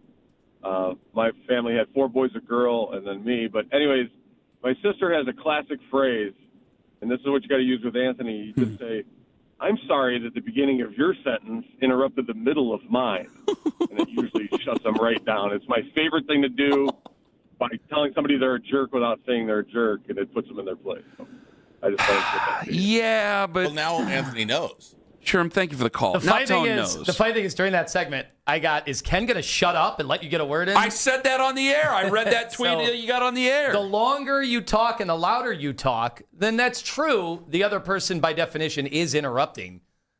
Because if you're having a conversation, the other person's supposed to get some words in. Yeah. We cut each other off. That's what we do. But I think we do it with respect and admiration. No, we don't. There's no respect to it, and there's certainly very little admiration, if ever. Because I know what you're doing, and when you cut me off so quickly, you're trying to make me stop and forget the point I'm trying to make so I don't make the point, and then you could use it against me. I know your tricks, man. I know what it's like to step into the ring with you, and it's very difficult sometimes. And today I wasn't going to allow it to happen. You were not going to sit there and paint me into that corner about Shedeur Sanders, because I know you like it. I know that you're living in this weird world of pro and anti-Shedeur people. I just want the Browns to win football games, and if it happens to be with Shedeur Sanders, great. If it doesn't, then to hell with it, and then we'll move on with somebody else. No big deal. Nick Wilson agreed, by the way. What, with me or you? Well, Daryl was speaking about would it make sense for Shedeur to start the season or what transition would be, and he says, wait a second. Well, maybe it'd be good if maybe one quarterback played all 18 weeks, 17 games. I'm glad he's having that. He has that thought process. Nice. Does anybody think that Deshaun Watson will make it through the entire year? There were 10 quarterbacks who started every game last year. Typically, the Browns quarterback gets like what? See, that's why 6-7 weeks. This should make that Shedeur should be the leader in the clubhouse for this. I mean, think about how you feel about Deshaun Watson. Honestly, nobody thinks he's going to finish the entire year, and nobody really wants to see him. The best path is Shedeur. We've said that. It's the best. Him working out in Cleveland is the best case scenario. I hope that he's whatever issues that were there last year. If it were Kevin Stefanski's fault, whatever, I pray that it was cleared up. I really do. I just can't imagine he would stop everything to learn football over a photo shoot. That's silly. And you know that's silly. Thanks to everybody who joined us today. We're back tomorrow 6 to 10. Have a wonderful day, my friends. Go Guardians. Hey. Sounds good.